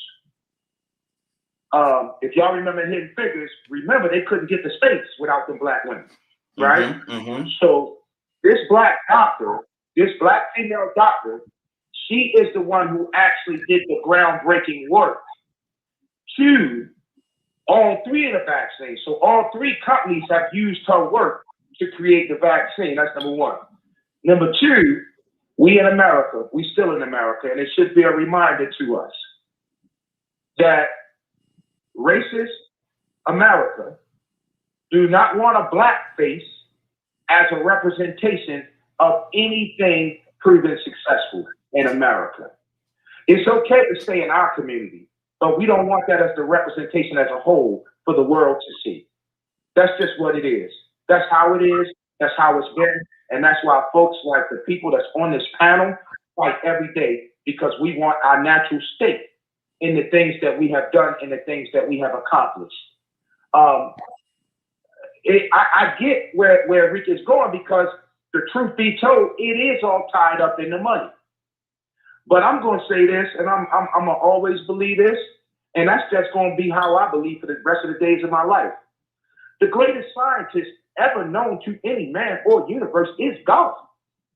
Every vaccine, every cure for any disease is right there in the Bible. If you read, it's right there in the Bible. To cure the cancer, cure the AIDS, to cure the polio, to cure the malaria, all that is right there in the Bible. And if you really do the research, which I've done some of it, if you really do the research, when I was in college, I had a theology class. They made us take theology. Benedict, everybody who go to Benedict take theology. You got to take at least 2 classes of theology. The truth of the matter is, every single medicine that is proven to either aid the stop of and or stop, if you really look at the chemical breakdowns or the chemical compounds that create that message, you can correlate that straight to the Bible and or the Quran and or the Torah and or the Tanakh. You can directly correlate it to. They just changed the name of it because guess what? It's like Reek said. There's money involved here. So they're not going to tell you that if you go out in the yard and you take some prairie grass that you got growing in your yard, that naturally grows in your yard, that we see as weeds, and we like, look, we need to put some weed killer on this, we need to pull this up, we need to turn the ground over, we need to do all sorts of things to get that out of our yard because it don't look good. They not telling you that if you take that same prairie grass and go in your kitchen and put it in a pot with some water and drop you a little bit of nutmeg on it and then drink it, you stand to have an 85% chance of not getting cancer. The little red things that grow in our yards that we rip up and throw in the trash bag. Do you know that's an antioxidant?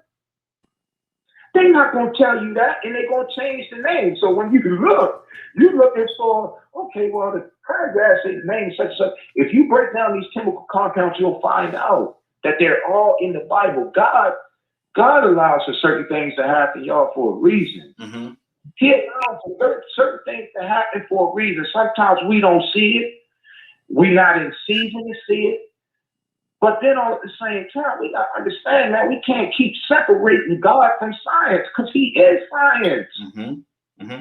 Hold on, Kurt. I got to pull some more people in. Let me get this off my chest. Quickly, I'll say this. Quickly, Kurt. I got to get some more people involved. Well, I'm ready to get off. Mm-hmm. I'm ready to get off. I got to go in the building. Okay. Just let me say this very short. If y'all get a chance, the next time y'all sit down watching a movie or anything like that, or if you can go on your internet, go to Google and type in stock footage. If you look at an image of any metropolitan city at night, and then you go and Google the image of a brain and a pattern of a delta phase of sleep and or a pattern of thought, I guarantee you will see very, very, very large amounts of similarities. Just one is the top of a city and one is the top of a brain. I'm just saying, man, I love y'all, man. Y'all be good, man. Y'all hold it down. God bless y'all. God keep y'all, man. I'm going to go ahead and do what I'm supposed to do for these homeless folks. I'll let y'all later. Hey, appreciate you, Kurt. Appreciate the passion too, brother. Keep winging it. Yeah. Yes, sir. Yes, sir. Right. Let me go to we got a call on line. I want to go to Sadaria because she's been on. We got another call on the line from the 315 area code 315. I'm coming to you next. Caller, what's your name? Where you calling from? I'm sorry, Sadaria. Sadaria, talk to me about what's going on and call. I'm coming to you. Good morning, everybody. Blessings to you all. How you doing, young lady? I'm blessed. Just quickly, well, yeah, it's not a quick subject, but I think one of the biggest pushes in conjunction to you asking about cancer and diabetes and other diseases, which is where I heard the conversation starting. One of the biggest pushes besides money is that this disease is invisible. Mm-hmm. And because it's invisible, our society, of course, wants to protect what they considered the dominant society. And because they don't know where it's coming from, who it's coming from, and when it's going to strike and who it's going to strike, they are really striving to protect themselves. Not so much what they believe will protect any particular color, meaning people of color. Now, throwing the thing in with the scientists being Black, I really don't know what that has to do to make the vaccine valid or safe or unsafe. It in my mind, this is just me, a person who had a severe bout of COVID and survived. I wouldn't care what color the person is. If, in fact, I knew that the percentages and the factual evidence that it was going to save everyone was intact before they started giving out this vaccine. They started giving it out to slow down, or in hopes to slow down, the amount of people who ended up in ICU and died. If you haven't seen there's a kind of talk show segment with Tyler Perry, a top biologist and one of the top doctors in the state, and she is Black. She does a commercial on TV, as a matter of fact, about the COVID vaccine. They both state that this vaccine that they have now, that they're still working on, only prevents people from ending up in ICU. It does not prevent people from getting COVID. And with the variant and this vaccine not being attached to the variant, that's what they said in this video with Tyler Perry. that it was not attached to the variant. It was for COVID-19, period. So as it's evolving, yes, you know, it may at some point be able to stop all variants and prevent people from getting it, period. But right now, that is not the purpose of the vaccine. I think where our government went wrong before they had a vaccine that actually prevented people from getting COVID, they told people to stop wearing their mask. So you still don't know who's vaccinated and who's not. People can go around and say, well, I got the vaccine, and they may have never gotten the vaccine. So you still have people walking around who may be carriers, who may not have been vaccinated, who may have a greater percentage or be at greater risk of receiving this virus. And again, the vaccine doesn't keep you from getting COVID. It only keeps people from getting it severely to the point where they end up in ICU and they die. And this was stated by the biologist and the doctor in the Tyler Perry interview. So if no one has watched it, it's very informative. I would advise that you watch it. Good deal. Good deal. 315 area code. 315 area code. What's your name? Where you calling from? Good morning. It's the girl Friday. Friday. Good morning. How you doing this morning, sis? All is well. All is well. What do you think about what we're talking about today? We're talking about the vaccine. Everybody is freely being given this vaccine, and they're saying they'll come to your house. They'll find out how many people in your household, and they'll bring that many vials to vaccinate everybody. If that's the case, if they're gonna do this free, not gonna cost you a dime. It's free of charge. You know, don't worry about the money. Your money ain't no good. If they're going to do that, why can't they do the same thing with insulin and people that has cancer and different things, and give away those medications free as well? Why so much on this one? If it's for the good of the nation, to make sure that the nation is healthy. Well, people are dying with cancer every day. Insulin, people are falling over insulin because they can't get the insulin. Diabetes and different things of that nature every day. So where lies the difference? Well, the biggest difference is that it's classified as a pandemic. And so there's legal written regulations of the responsibility of government in a pandemic to provide testing as well as vaccines if such cure or remedy is made available, which it has been. And if you remember in the beginning, when it was first finally out that it was a pandemic happening, that was one of the debates on the congressional floor, because the Department of Health was actually not trying to honor that part. I guess they never thought about it ever being something that they actually had to follow through with. And so it was a great debate and pressure for them to provide the testing for free as well as the vaccine. It has been a shift though in regards to the testing. I've noticed that in some areas, and depending on how you're traveling or where you come across, they're like, oh yeah, we'll give you the test if you have insurance. And so it's like, that's like a barrier in the sense. I was like, well, if it's supposed to be free, essentially it is, and it shouldn't matter if you have insurance or not, but it's all about absorbing the cost to do it. Bill Gates as a philanthropist, well, first,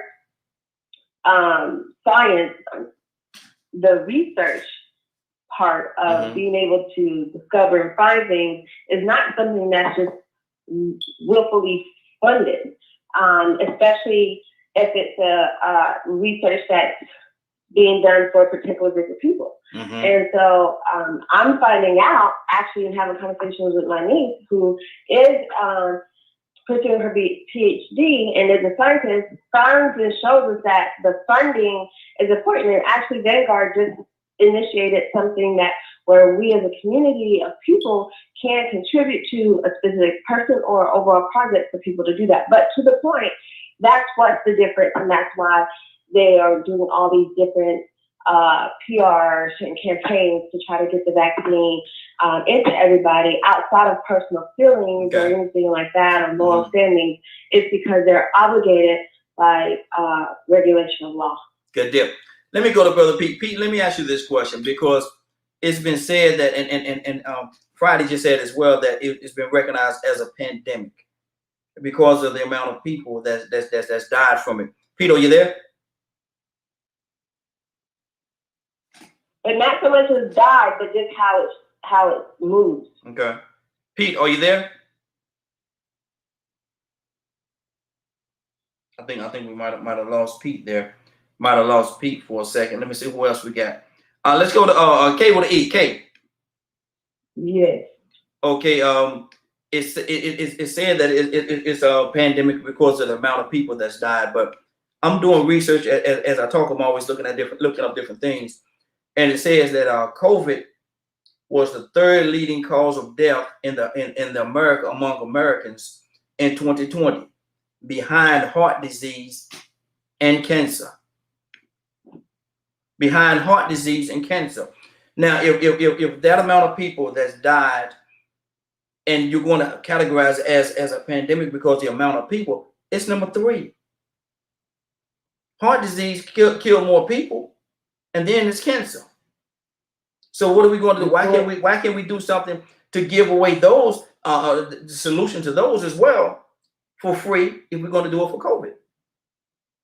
You said cancer and heart disease, but people they came up with the AIDS, and AIDS is taking wiping people out left and right. It still is. Absolutely. And they ain't AIDS, HIV, and they ain't offering no free vaccine for that.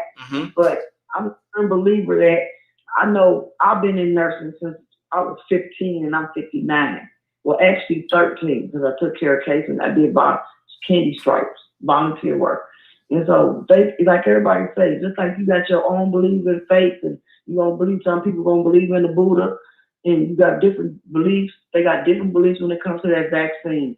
But whenever anybody gets through, I don't care who invented it. My daughter could have came up with that vaccine. I know for a fact my cousin's mother took the vaccine and it took her out within 7 days. She was gone. She didn't get the second shot. The first shot took her out. So it's different strokes for different folks. And I just pray to God be with them. And it is in the Bible. If you Google what do the Bible say about vaccines and you read it, it almost convinces you it's okay to take it. But you got to read and understand it. They've been out for years to study them. This COVID vaccine ain't been out long enough for them to study it, if you research it, to even put it on the market. Every vaccine we took, they told us at 15, you don't got to take no more. At 15, and now I'm 59 and tell me take one. Nah, my mama say that's the stuff you have to watch. I'm okay with it. Everybody got different strokes. I'm one of those folks with a different stroke, and I'm not taking it. And I trust and believe in God. I done been around people sick, and I didn't catch it.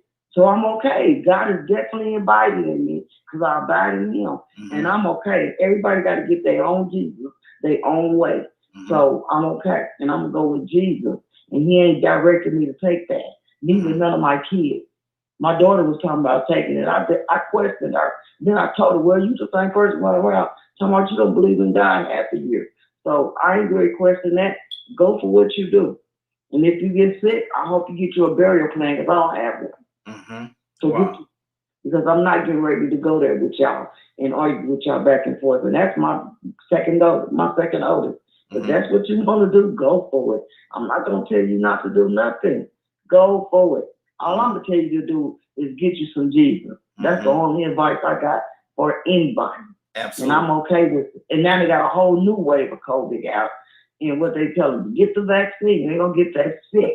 That's what they're telling you. But they ain't report how many people dying from getting that vaccine. If I didn't know these people, we wouldn't know they died from it. Rico, will you do that for us, brother? There should be a bigger outreach in the Black community, and it is interesting that many people trust the Black doctor over white doctor. a lot of the white supremacists wanted to not factor in race in distributing the vaccine. I debated that issue with some of them. People of color are obviously dying at a much higher rate. I agree with Kurt about God providing the answer. He does it by giving us gifts.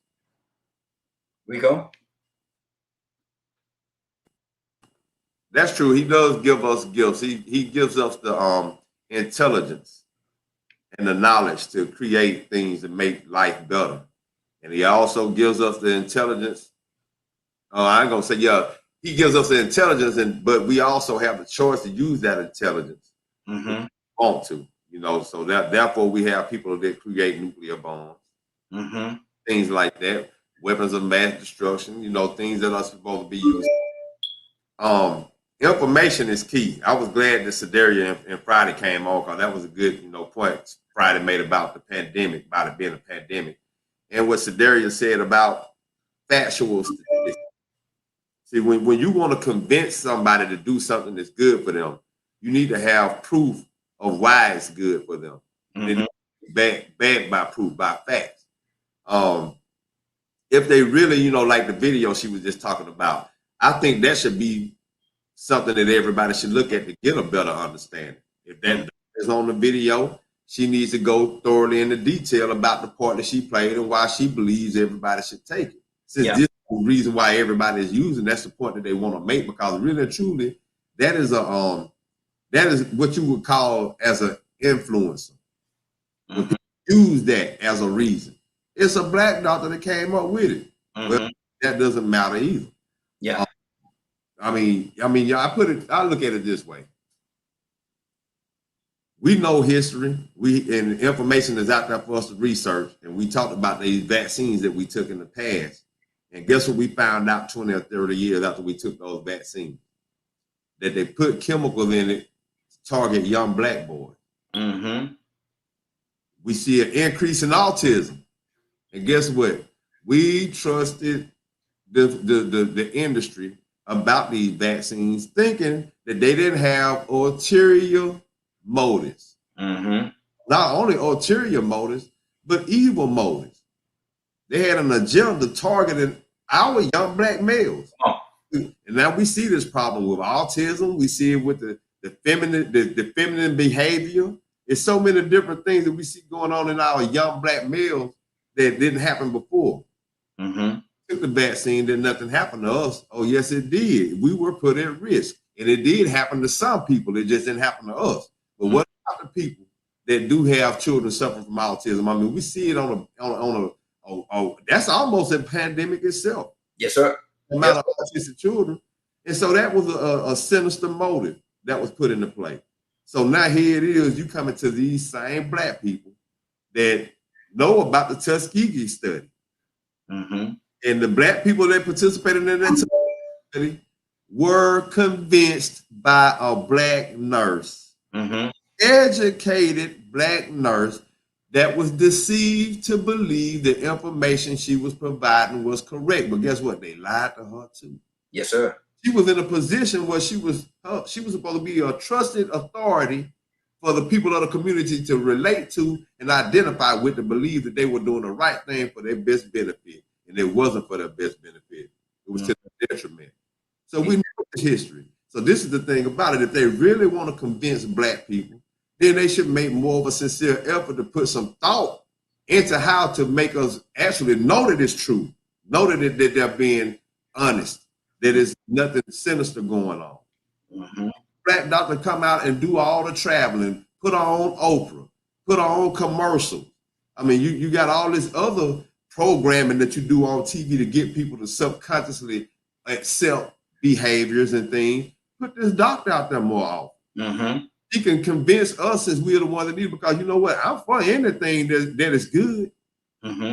Exactly. I have to believe that it's good and be convinced that it's good. Because if you have a history of showing me that I can't trust you, then I ain't gonna trust you. Absolutely. Absolutely. We got another caller from the 601 area code. 601 area code. What's your name? Where you calling from? Good morning. This is Annie from Mississippi. Annie! What's going on, Annie? How you doing this morning? How you doing this morning? I'm doing great. How are you? Doing well, doing well. Annie, what do you think about what we're talking about this morning? They're doing all this stuff, turning cartwheels to make sure we get that vaccine, but you got all the other situations. And I pulled up something, and it says that heart disease and cancer was number 1 and number 2. COVID was number 3, but they're putting so much emphasis in this COVID thing. They're coming to our house, find out how many people in our household, and they're gonna bring the vaccine to our household and vaccinate everybody in the house. And why such links? And do you trust them? Okay, but first, let me just start with your question. Have y'all been vaccinated? I have not, no. Okay, well, here's the thing. My children, well, my daughter and my son have not been vaccinated either, but my one daughter has. I've been vaccinated. My husband has been vaccinated because our country, Raheem, was in a place where that was our only hope. And people, I went to several funerals of young people, that died with COVID, just got it and just died. One of my husband's friends died, didn't even know he had it. They found him the next morning dead. We was in a place where that was our only hope. And I was fearful. I really were, because I was so scared of every little thing. I was petrified. Many of us were. Lysol, everything, antibacterial. We bought everything. My daughter managed the store. She would get off the truck. I would go buy it off the truck the moment she get it, because that's my only way of getting it, because you couldn't find it nowhere else. So I was petrified, and I got it because I saw many people dying from it. Our country was crazy, and it's still here now, but not as the way it was before. So I made it a point to get it. My husband had a thing in his heart. He had a heart attack before. He worked around people, have a crew of people working under him. So he had to, to cover himself, and I had to cover myself because I'm around him all the time. So I had to go and get it. And I tell my daughter and my son that haven't gotten it, you need to get it. I know that people have died from it. I know the other day they said 13, 14, 15, however old young man were. I know he died from this. They said he died from this. I don't know, the whole situation about that. But I know that I felt the need to get it because I was fearful. I was in several funerals. People who wasn't even sick just died from this stuff. This stuff was nothing to play with. So I had to get it. And I know that they're saying there's a downside, people think different things. And I understand that, but we have to also understand this. There's a downside to everything. Everything. When you go to the doctor, these doctors, they bring in, these people, they bring in things to leave at the doctor's office. And that's where you get the freebies from. They want to try it out on you. The samples you get from the doctor, whatever sample they have, these are things they have left for you to try to see, is it going to work? So they're trying it out on you. There's a downside to that, but we so quick to run and get it. It's free, so why not get it? And there we are putting our life out there. I felt the need to get it. And I know people are saying things right now. My children, they feel the same way. The second shot made my daughter, the one that took it, it made her sick, nauseated. It did. It made my arm was swollen for a couple of days, but we got past that. I think that everyone who can get it needs to get it. That's just how I feel. Mississippi right now, the numbers are back on the rise. They back up again. People right now, they free, they going to places, they doing everything. The numbers are back up again. I can't tell people what to do, but I can say this right here. We were in a place where we never been before. Mm-hmm. And I was petrified. And I tell my children, I tell them, no, y'all should go get it. My daughter said, I'm not going to get it. I'm not going to go with it. My daughter had it 3 times. She caught COVID 3 times. I have a grandbaby that is a twin. This little boy passed away. My daughter, the grandbaby, the one that survived, she catches everything. She has always have a cold all the time. I told my daughter, get it because of her. If not because of you, get it because of her. She had COVID 3 times, but she still won't not get it. Mm-hmm. There's a downside to everything. Yeah. So what now? But see, my thing is this right here, and I'm listening to everybody. I'm listening to the passion that everybody have, and that's fine. I'm you know, that's the way that you feel, and that's one of the things that we allow everybody to say how they feel. But my thing is, just as passionate as you all are towards getting it, I respect that. I just pray that you all respect my right to say that I don't want to get it for my own personal reasons. And so, just as passionate as you are about getting it, I could be just as passionate or more passionate towards not getting it, but we still have to coexist in the same space. And so, you know, that's. And I understand that, Raheem, and that's fine. You know, like I say, my daughter, one of my daughters and my son feel the same way you do. They see the, you know, the other side of it. Mm-hmm. But I mean, I'm speaking from my own, how I felt. Yeah, I mean, exactly. if we was in a place where we've never been before, Mm-hmm. and that was our own hope, was that vaccine. Mm-hmm. So now we see life trying to get back on track the way it was before it got here. We have a little bit of, you know, of light coming through right now. So, I mean, I know people, you know, don't get it, but let me ask you a question. If you're not vaccinated, are you wearing a mask around people? Everywhere I go, I have my mask on. Everywhere I go, I don't do when I'm in the car by myself. I see people in the car by themselves with the mask on. I don't do that. But once I get out my car, I got several masks in the car. I put one on. I get out, go do what I got to do, and I come back. When I get back in my car, I take it off. And that's how it should be. And my wife, and look at exactly Rico, and my wife makes sure that they're washed and they're clean. Mm-hmm. She makes sure that they're washed and clean. Yeah. And so that's something. Yeah. See, Rico got a couple of masks. I don't know why he got Obama masks, but we'll talk about that later. But let's go back to Cassandra. Cassandra, what's on your heart, sis? Yeah, you know, I was saying from the beginning that I respect whoever does not want to wear a mask, whoever does not want to get the shot. That's fine. I know that you're not going to be around me unvaccinated and without wearing a mask. Mm-hmm. It's not going to happen. Yeah, and I'm going to ask you. Mm-hmm. And if I need to move out of your presence or we not be around each other, that's fine. Mm-hmm. But I have to protect myself. Yes. I'm like a lot of other Black people, especially in this country. I have pre-existing conditions Mm-hmm. that if I get COVID, I may die, and I Mm-hmm. probably will die. Mm-hmm. And you may get it and nothing happen to you because you don't have the conditions that I do. I want to protect myself. I would like to live a little bit longer. But if people want to do what they want to do what you want to do you. Mm-hmm. But don't act like the vaccine is bad. That is my problem with people. You're acting, not you, I'm saying you, yeah. people Exactly. in general. Yeah. People are acting like it's something bad, and it's not. Vaccines have been around for years. Mm-hmm. And Black people, white people, Asian people, whatever type people have taken it and it has made a change in the death rate of measles, polio, and a whole bunch of other diseases. Don't act like this is the first vaccine that has ever been out. Mm-hmm. And there are ups and downsides to it. Okay. And it's okay, but the bottom line is most people will survive. Right. Let me ask you this question. Having it. Let me ask you this question, Cassandra, and this is actually where we started. You know, we dug, and we got real deep into this thing, which is good. I love it. But the way we started was we're talking about they're coming and freely giving this vaccine to everybody, and knocking on your door, talking about, you know, they find out how many people in your house that bring that amount of vials to your house and vaccinate everybody in your household. We started out by talking about if they're going to do this because they have such a heart for everybody, why can't they do it for the same people, for the old people, definitely the old people that needs insulin, people that has cancer and stuff like that, chemo. Why can't they, you know, go to the same length and provide these same free services? Because this vaccine, it costs them millions and millions of dollars to make it and to distribute it, and they're getting nothing in return other than the fact that knowing that they did something good for the people. Why can't they do the same thing, Cassandra, with insulin? Everyone has already answered that question, Raheem. I've heard it answered a few times on here.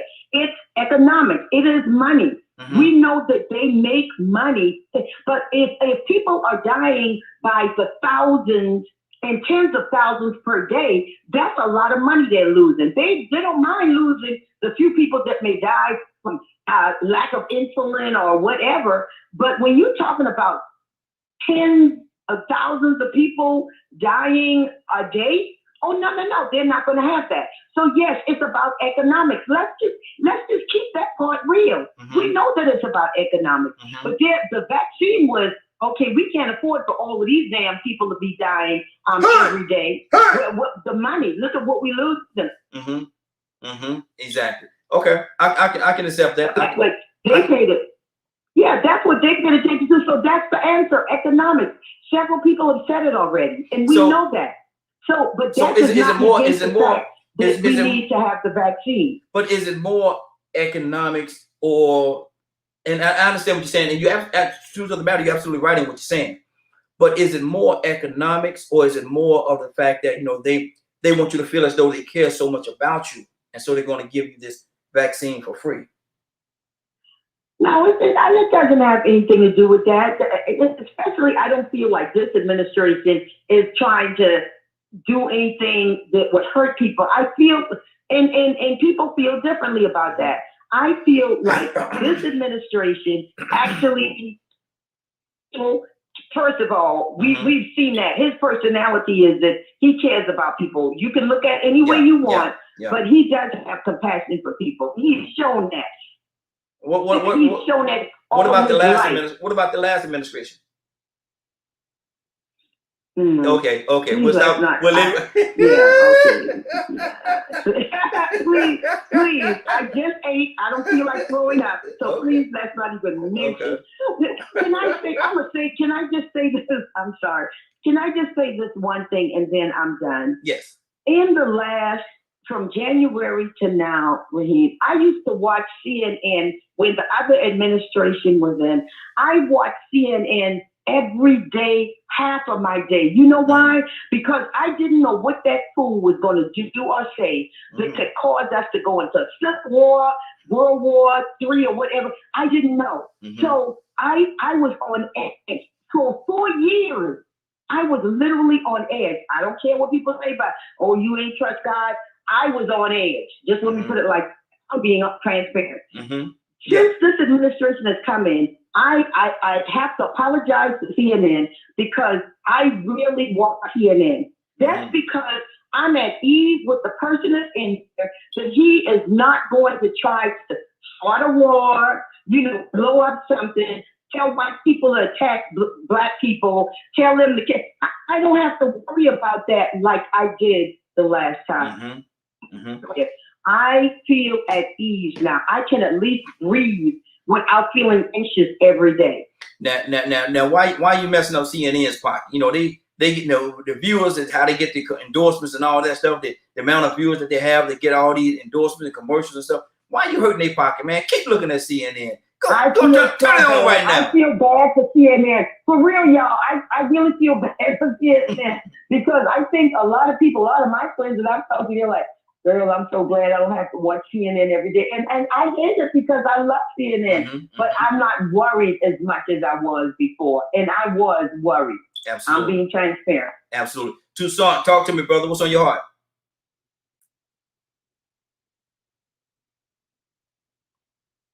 Toussaint, you there? Yeah, I had to unmute my phone. I had to get the light to come back on and all that kind of other stuff. Man, you got a lot of stuff going on over there, don't you? Yeah. What's on your heart, brother? Make you feel dumb. Look, man, I'm like this. I'm gonna do me, man. But some people may feel like I've lost my mind for doing me. That's on you. They ain't got nothing to do with me. Nothing. You do your thing, I'm gonna do my thing, and let's move on. Because we know government does not care for people. Government. I didn't say a person. I said government. If you don't take the virus, I'm not going to say you this or that. That's on you. If I take the virus, I don't drink Kool-Aid. I do me. Yeah. But I listen. And so what my problem is people want people to follow after what they do, and if you don't, they think you're stupid. So I don't have nothing to do with what nobody else does. I do things for me and my family. Yes, sir. And if my family chooses to make their own choices, they grow. Do your thing. That's the way I live. I don't dictate to my children. I say, if you take the virus or whatever the case may be, whatever you can't come. No, you can come to the house, but there are certain things that you're going to have to do to get in the door. Yeah. I don't care who you are. There has one person who says, man, I found out where you stay. I say, I'm not hiding. I say, but if you do come to the house and knock on the door, that don't mean you're going to get in. And my pastor was sitting there. He said, Brother Tucson, you mean to tell me if I come visit your house, you ain't going to let me in? I said, Pastor, it's not personal. I said, I'm going to crack the door open, but you're not getting in either. Yeah. That's not how I roll. I don't care who you are. It's not personal. But what I'm saying is, Tucson, hold on though. Hold on. Tucson. So what you saying to me is, so I bet I ain't coming unless I call. But my thing is this right here. They come to your door, they knock on your door, ring your doorbell. You gonna crack the door open and look at them, and they ain't gonna let them in. Yeah. I don't want. You see what, man? Look. Here's how I feel. I had some people come to the house with some little bad children. And they came at 8:30 and 9 o'clock at night talking about we was in the neighborhood, so we decided we was gonna just drop in. Wait a minute. I live on a dead end street. You're not dropping in. You coming here. You intended to get here. I said, if you do this again, well, I'm gonna open the door, answer the door in my birthday suit and see how you like that. Okay, let's move on. Luke, he done took a turn, y'all. Let's move on. Let me go right now. Rico, what's on your heart, brother? You clean it. I mean, that makes sense, man. I mean, you got to think about it, man. Open the door on your birthday suit, that makes sense. I mean, listen, when you in your element and somebody just pop up, some people like to sit around in their tighty whities. My granddaddy used to like to just walk around in his little white underwear. So if he didn't know you was coming, when he came to the door, you liable to see him open the door with his little legs hanging off from his draw, coming in his element. Some people like to kick back, let the stomach hang out. So now here it is, who is knocking on my door? They got to answer the door because you might be banging on it. It might be an emergency, but they got to see who it is. And who it is, you over here smiling. You came to have a good time. Think about no good time on you right now. I'm keep like I'm in my draw. So yeah, I don't blame you. You might sit out there on that doorstep. You might not even get the door answered unless you just like company. Then you might, y'all, hey, we finna have a good time. Y'all, somebody over here. I'm gonna change up because they like to have company. But look, I ain't against nobody that took the shot. I ain't against nobody that hasn't taken it. I just know that I am looking for a reason to trust and justify taking it if it's gonna help. That's what it is said to do. It is said, it is quoted to be able to help prevent me from getting sick and dying. But until then, until they convince me and do a better job of convincing me, because I'm not against it, I just need to believe it more. I'm going to continue to get out here and walk every morning and let the sun hit me with that vitamin D. Continue to wear my mask. And even if you did say you took a shot, words ain't nothing but sound to come out your mouth. I'm wearing that mask anyway. Exactly. I'm wearing it. I don't care where I go when I go in public. I'm still going to take my own precautions. It's like I'm looking for a reason to trust the vaccine. I'm looking for a reason to trust that these people ain't as nasty. See, that's why I don't drink and smoke and eat after everybody anyway. People nasty, but they was, people was contagious and filthy before coronavirus. That's probably the reason why it even came about. Because over time, people have become so bad on hygiene that when you start looking at the things that they were telling you to do to keep from getting it, it was pretty much just practicing good hygiene. So, I mean, I'm going to keep carrying on because I don't have some of these problems that other people have, but I am looking for a reason to have confidence that it is good for me to go ahead and take it, and I will then. Until then, history has told me to just go ahead and sit back and watch these things play out. Exactly. Let's go to Sadari. Sadari, what's on your heart, sis? Hey, just listening to everybody and everybody's rationale. And I don't want to use the word rationale, everybody's belief system and comfort level about the vaccine or lack thereof. Just in the sense of what you were talking about, I think another thing with the coronavirus that is the reason why they are pushing it so deeply is because where cancer is concerned, I can't sit next to you and catch cancer. I can't sit next to you and catch diabetes. Those are conditions that come from other means and other sources. I can, however, be intimate with you and catch AIDS. I can, however, be in a certain distance where you are and actually contract the coronavirus. And I think that's the difference in comparison between the coronavirus and, a heart patient or a cancer patient. As far as, thousands of people dying every day, the reality is thousands of people die every day. We just don't hear about it. We got too many states and too many countries to believe that only 1 or 2 people die a day. That's foolishness. There are thousands of people dying every day. The only reason we know about it with coronavirus because there was a pandemic. Otherwise, we would not have known that all these people were dying around us. They just die for different reasons now. People die at childbirth. People die, women die giving birth to babies. People die, of heart attacks every day. People die of cancer every day. So we have thousands of people always dying. And then there are always people being born as well. The only other thing that I want to say, like I said, most people know that I was in a coma 40 days. I was in the hospital 70 days, and yet I survived. We can't take the God element out of it. I only survived because that was God's intention for me.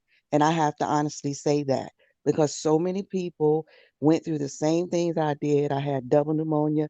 I had a collapsed lung. I had a tracheotomy. I had a ventilator. I came home with oxygen and a walker. I couldn't even walk on my own. But yet I'm on this panel with you this morning. Praise So you can't take God out of the picture. And that's not foolishness or wisdom. That's God being God.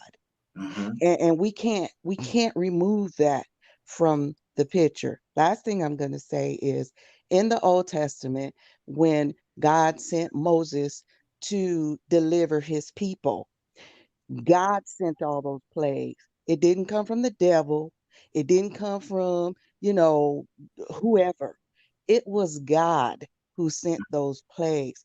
Our country has gotten so far away from principles of God, being godly. And we have to look at what is the message that the coronavirus is all about. It's not just about people dying, because as I said, people die every day. There is a message behind it being at a rate of a pandemic. God needed our attention. He needed us to go back home and be with our families. He needed us to build relationship with our children. Our children were committing suicide at an unheard of rate.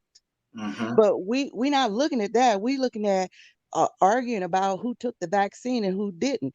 But we not arguing about our kids committing suicide. We're not arguing about the epidemic of oxycodone. We're not arguing about those things. And those things are just as important as the coronavirus. So I just wanted to share that. Absolutely. Very, very good point, sis. We got 10 minutes, so I want to touch a few people. Give me your quick version because I want to touch as many people as I can within this 10-minute time frame. Right now, let me go to Friday. Friday, what's on your heart?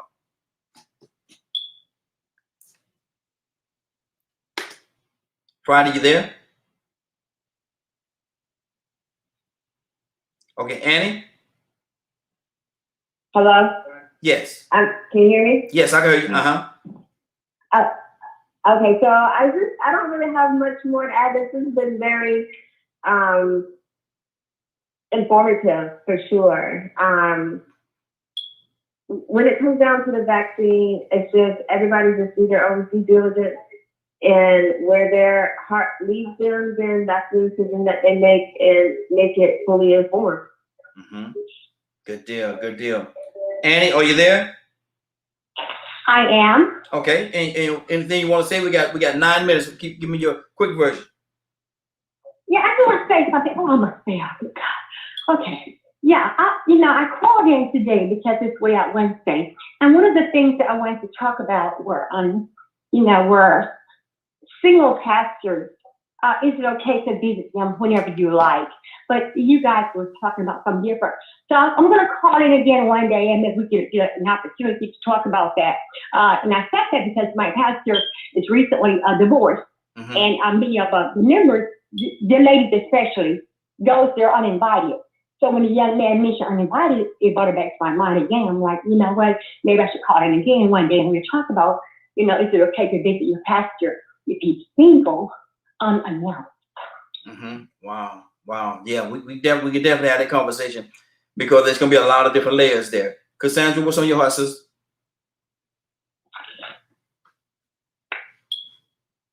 Cassandra? Oh? Yes, Cassandra?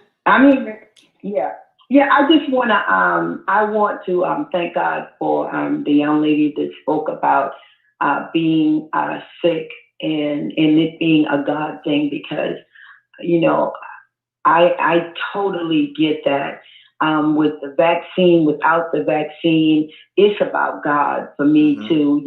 I'm here because of the grace and mercy of God. And we all need to understand that whether we're vaccinated or we're not vaccinated, it is about God. It's whether God says it's your time or no, you still got work to do. And that's what I focus on every day. What work can I do? Because God has given me the ability to be here one more day. That's good. Wow.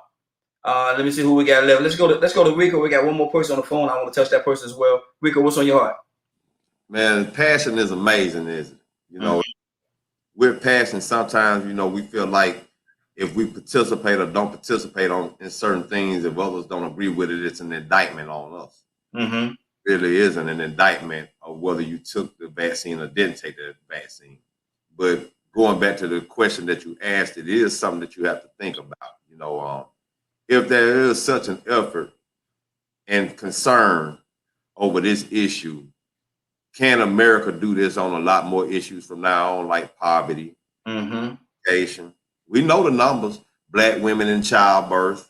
We know the numbers. We have so many other numbers that's way out of range.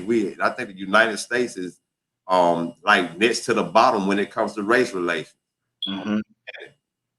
So, when you start wanting to address these issues with such passion and fervor as the government is, maybe it is sort of confusing to try to understand why they won't do this with all these other issues that needs to be addressed.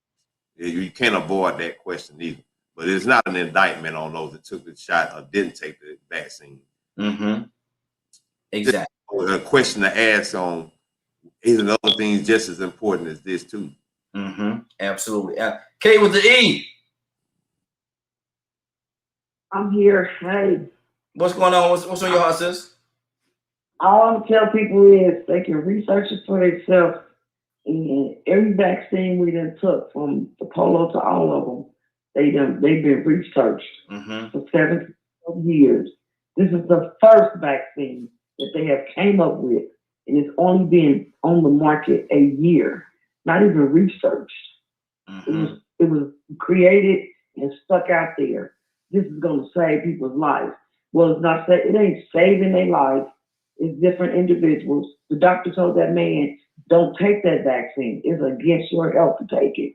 And him or his not taking it. So when your doctor tells you don't take it because it's against your health, then don't take it. Because that doctor, he know what he's talking about, and you have health issues.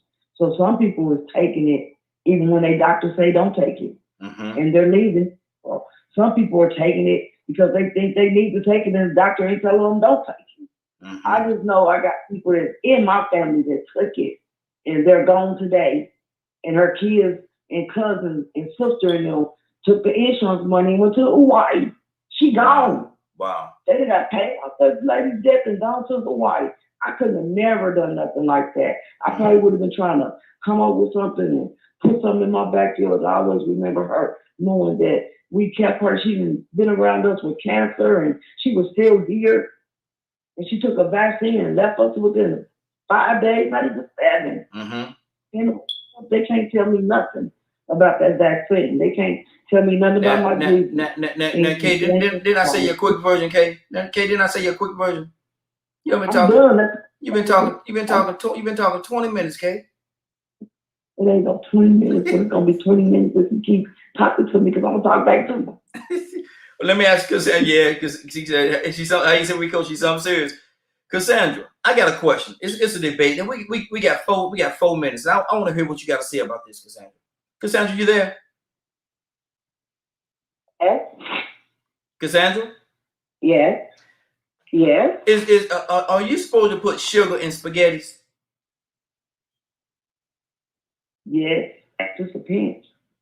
Because I've been seeing people. Am I what? Are you supposed to put sugar in? You make spaghetti, homemade spaghetti. Are you supposed to put sugar in it? Yes. Yes. Yes. Yes. Yes. Is spaghetti supposed to be sweet? Kay, do you put sugar in your spaghetti? You put a pinch in there, it enhances your taste. Just a little pinch. Yeah, not no whole bunch, but yeah, you put a little pinch to cut that tomato. And to be honest with you, I've seen people make their own tomato paste from scratch, and it surprised me to see the sugar was in that original ingredient. So yeah, that actually, it looks strange because we see people do it manually on their own. Yeah. But I think it's already in there anyway. One of the ingredients. So you'll be surprised sometimes that what we think is weird and we already been participating in it. Yeah. I'm like, man, they go putting sugar in their spaghetti. Sadario, please tell me you don't put sugar in your spaghetti. I don't put sugar in my spaghetti. Okay. I think it depends on whether you like the more acidity taste of tomato or whether you want to douse that down. Mm-hmm. I like the Italian acidity taste for spaghetti. Mm-hmm. I don't like the douse down sugary taste. Because if person puts sugar, I can taste it. Yeah, you can taste it. Rico, what do you say to that, brother? Because I'm gonna tell you something. I said, man, they putting sugar in their spaghetti. Yeah, I done tasted it before too. Because I seen somebody make this sauce from scratch. I didn't try it because they went and put all that ketchup in there, man, and went to put. I'm like, wait a minute, man, this some bootleg spaghetti. I ain't trying to eat this. What you put the noodles in that bitch? I was mad, but I was like, oh boy. Yeah, it was good. Yeah, it tastes the twang out of it a little bit. You know what I'm saying? But if you can't overdo it though. Mm-hmm. Now, Cassandra, what is too much? When you can taste it, like y'all saying, if you tasted it and it's sweet, then the person put in too much. I'm just talking about just a little pinch to knock off of that acidity. Mm-hmm. I can't take that. I don't like it like that. Just knock that off a little bit, and you got a perfect spaghetti. Mm-hmm. Okay, a perfect Raheem, spaghetti. People put sugar in collard greens too. Yes, I seen people do that now. I seen people. I seen people do that. Yeah. Mm-hmm. We go. You ain't never seen that? Unmute yourself, brother. Let me hear you. I never seen that. Not no sugar, no collard green. Mm-hmm. I mean, now you know what? I probably have tasted it before though. Mm-hmm. Probably have tasted it slightly sweeter tasting, and now that I think of it, you know what I'm saying. But I never witnessed them do it. You know what I'm saying. But now that like I said, I probably have tasted it before. Now that I think about it. Now the people put sugar in their grits. Oh man, grits and grits and rice, man. Yeah, I throw some sugar and butter. Just sugar and that butter, man. That is a sin. That is a No, it is not. It's a sin to put salt and pepper in it. That's a sin against God to put sugar in grits and in rice. No, look here. I'm gonna tell you. I'll give me a big bowl of rice. I'm gonna tell you, Sandra. I must be sinning because I give me some margarine, put me some margarine, butter in that thing, and sprinkle some rice, some sugar on top of that thing, and it stirred up real good. Oh my! So good. And especially if you use the right kind of butter. Yeah. Yes, man. That's a whole meal. Yes, sir. Yes, sir. Public citizen said, "I forgot about grits. They are good. Well, they're better when you put that margarine, that butter, and you put some sugar and stir it in real good. Oh my boy, you look at him. Look at him. I'm tell you something. Look at him. Let me tell it to you. Let me go Don't ahead. get me wrong. I can eat it without it, but I will eat it with it. I mean, one point in time, that was the only way I ate it. At dinner time, you had some rice, I'll put some sugar on that bad boy. Yeah. And see, But grits, you gotta remember, grits is cereal. So cereal, if you fix it like cereal, you're gonna put sugar in it. Come on. Yep. Come on now. Oats and grains. Yeah. Dinner meal. My mom used to fix it with dinner with salt and pepper. Well, who now? Wait a minute now. Say that again. She used to fry it like she took the mashed potatoes and made potato patties and fried them. She done the same thing with grits. We had fried grits with salt and pepper with dinner. Somebody help me. I'm gonna have to find that recipe right there. But we're gonna put some sugar in it. No. But we're gonna put some sugar in it. No. Salt and pepper too long. It got some butter in it. It just got to make sure it got some butter in it. Yeah, exactly. Listen, we done went over again, but that food conversation, boy, food has a way of bringing folks together on a good meal. I'm gonna have a cookout. I'm gonna have a big cookout. I want all y'all to come to it. And that's all Biden them got to do. They want to make sure everybody get that shot show up with some grits and some rice and a little sugar. And a little sugar. That's all they need. Sugar. Exactly. So, Daria, prayers out, sister. Daria? I'm coming. Okay. Father, in the name of Jesus, thank you so much for this fruitful conversation. Father, I pray that someone was enlightened in their understanding. And I pray that those who have or haven't had the vaccine understands that the greatest answer to any sickness is you. You are the cure for all things. And even in that cure, that you give us wisdom to make wise decisions. I pray for those families who have lost someone due to the coronavirus and other illnesses, Father. And I pray that you move in the hearts of our government. You told us to pray for our government. So we are lifting the government up to you on behalf of the people. I pray for Brother Raheem, Lord, that you continue to bless him and his show. And I thank you, Father, for giving me the opportunity to be honored to be a part of it. Bless all who are listening. Bless all who participated. In Jesus' name, amen. Amen. We are about to get out of here for today. I want to thank everybody for joining us. More than that, I want to thank you for allowing DKM Media Group and Real Man, the Morning Glow. Yes, sir. Rico, you want to say something? You threw me out, brother. If you missed today's show, I'd like to catch it in its interior to tune in at 3 o'clock Eastern Standard Time on www.dkmmediagroup.com. See, that's why I love my team right there. See, when I forget something, but they go, hold on, bro. Hold on now. Back up. Put that truck in park. What's wrong with you? Something wrong with you. Anyway, that's my Bernie Mac impression. Y'all can send a donation to me. That's my Bernie Mac impression right there. I think I did a good job. But anyway, it's 10:04. Time for us to get out of here for today. I want to thank everybody for joining us. More than that, thank you for allowing DKM Media Group and Associates and the Morning Glow for being a part of your morning. It's 10:04. You're about to exit the Morning Glow. But before you go, I want you to do me two favors, if you will. One, I want you to continue to pray for us because we're certainly praying for each and every one of you. Number two, why this is real simple. I want you to go out there, find somebody, and give them a hug because you never know. It could be the only hug that they get, or it could very well be their last. Love you, and ain't nothing you could do about it. Have a great day and a better tomorrow. Now we shine some of this light of you from the Morning Glow. Take it out there into this wicked and cruel world that we live in and let your light so shine. Y'all get an opportunity to give somebody some love. You just might find some love in return. Won't that be a beautiful thing? Take care of each other and have a great day.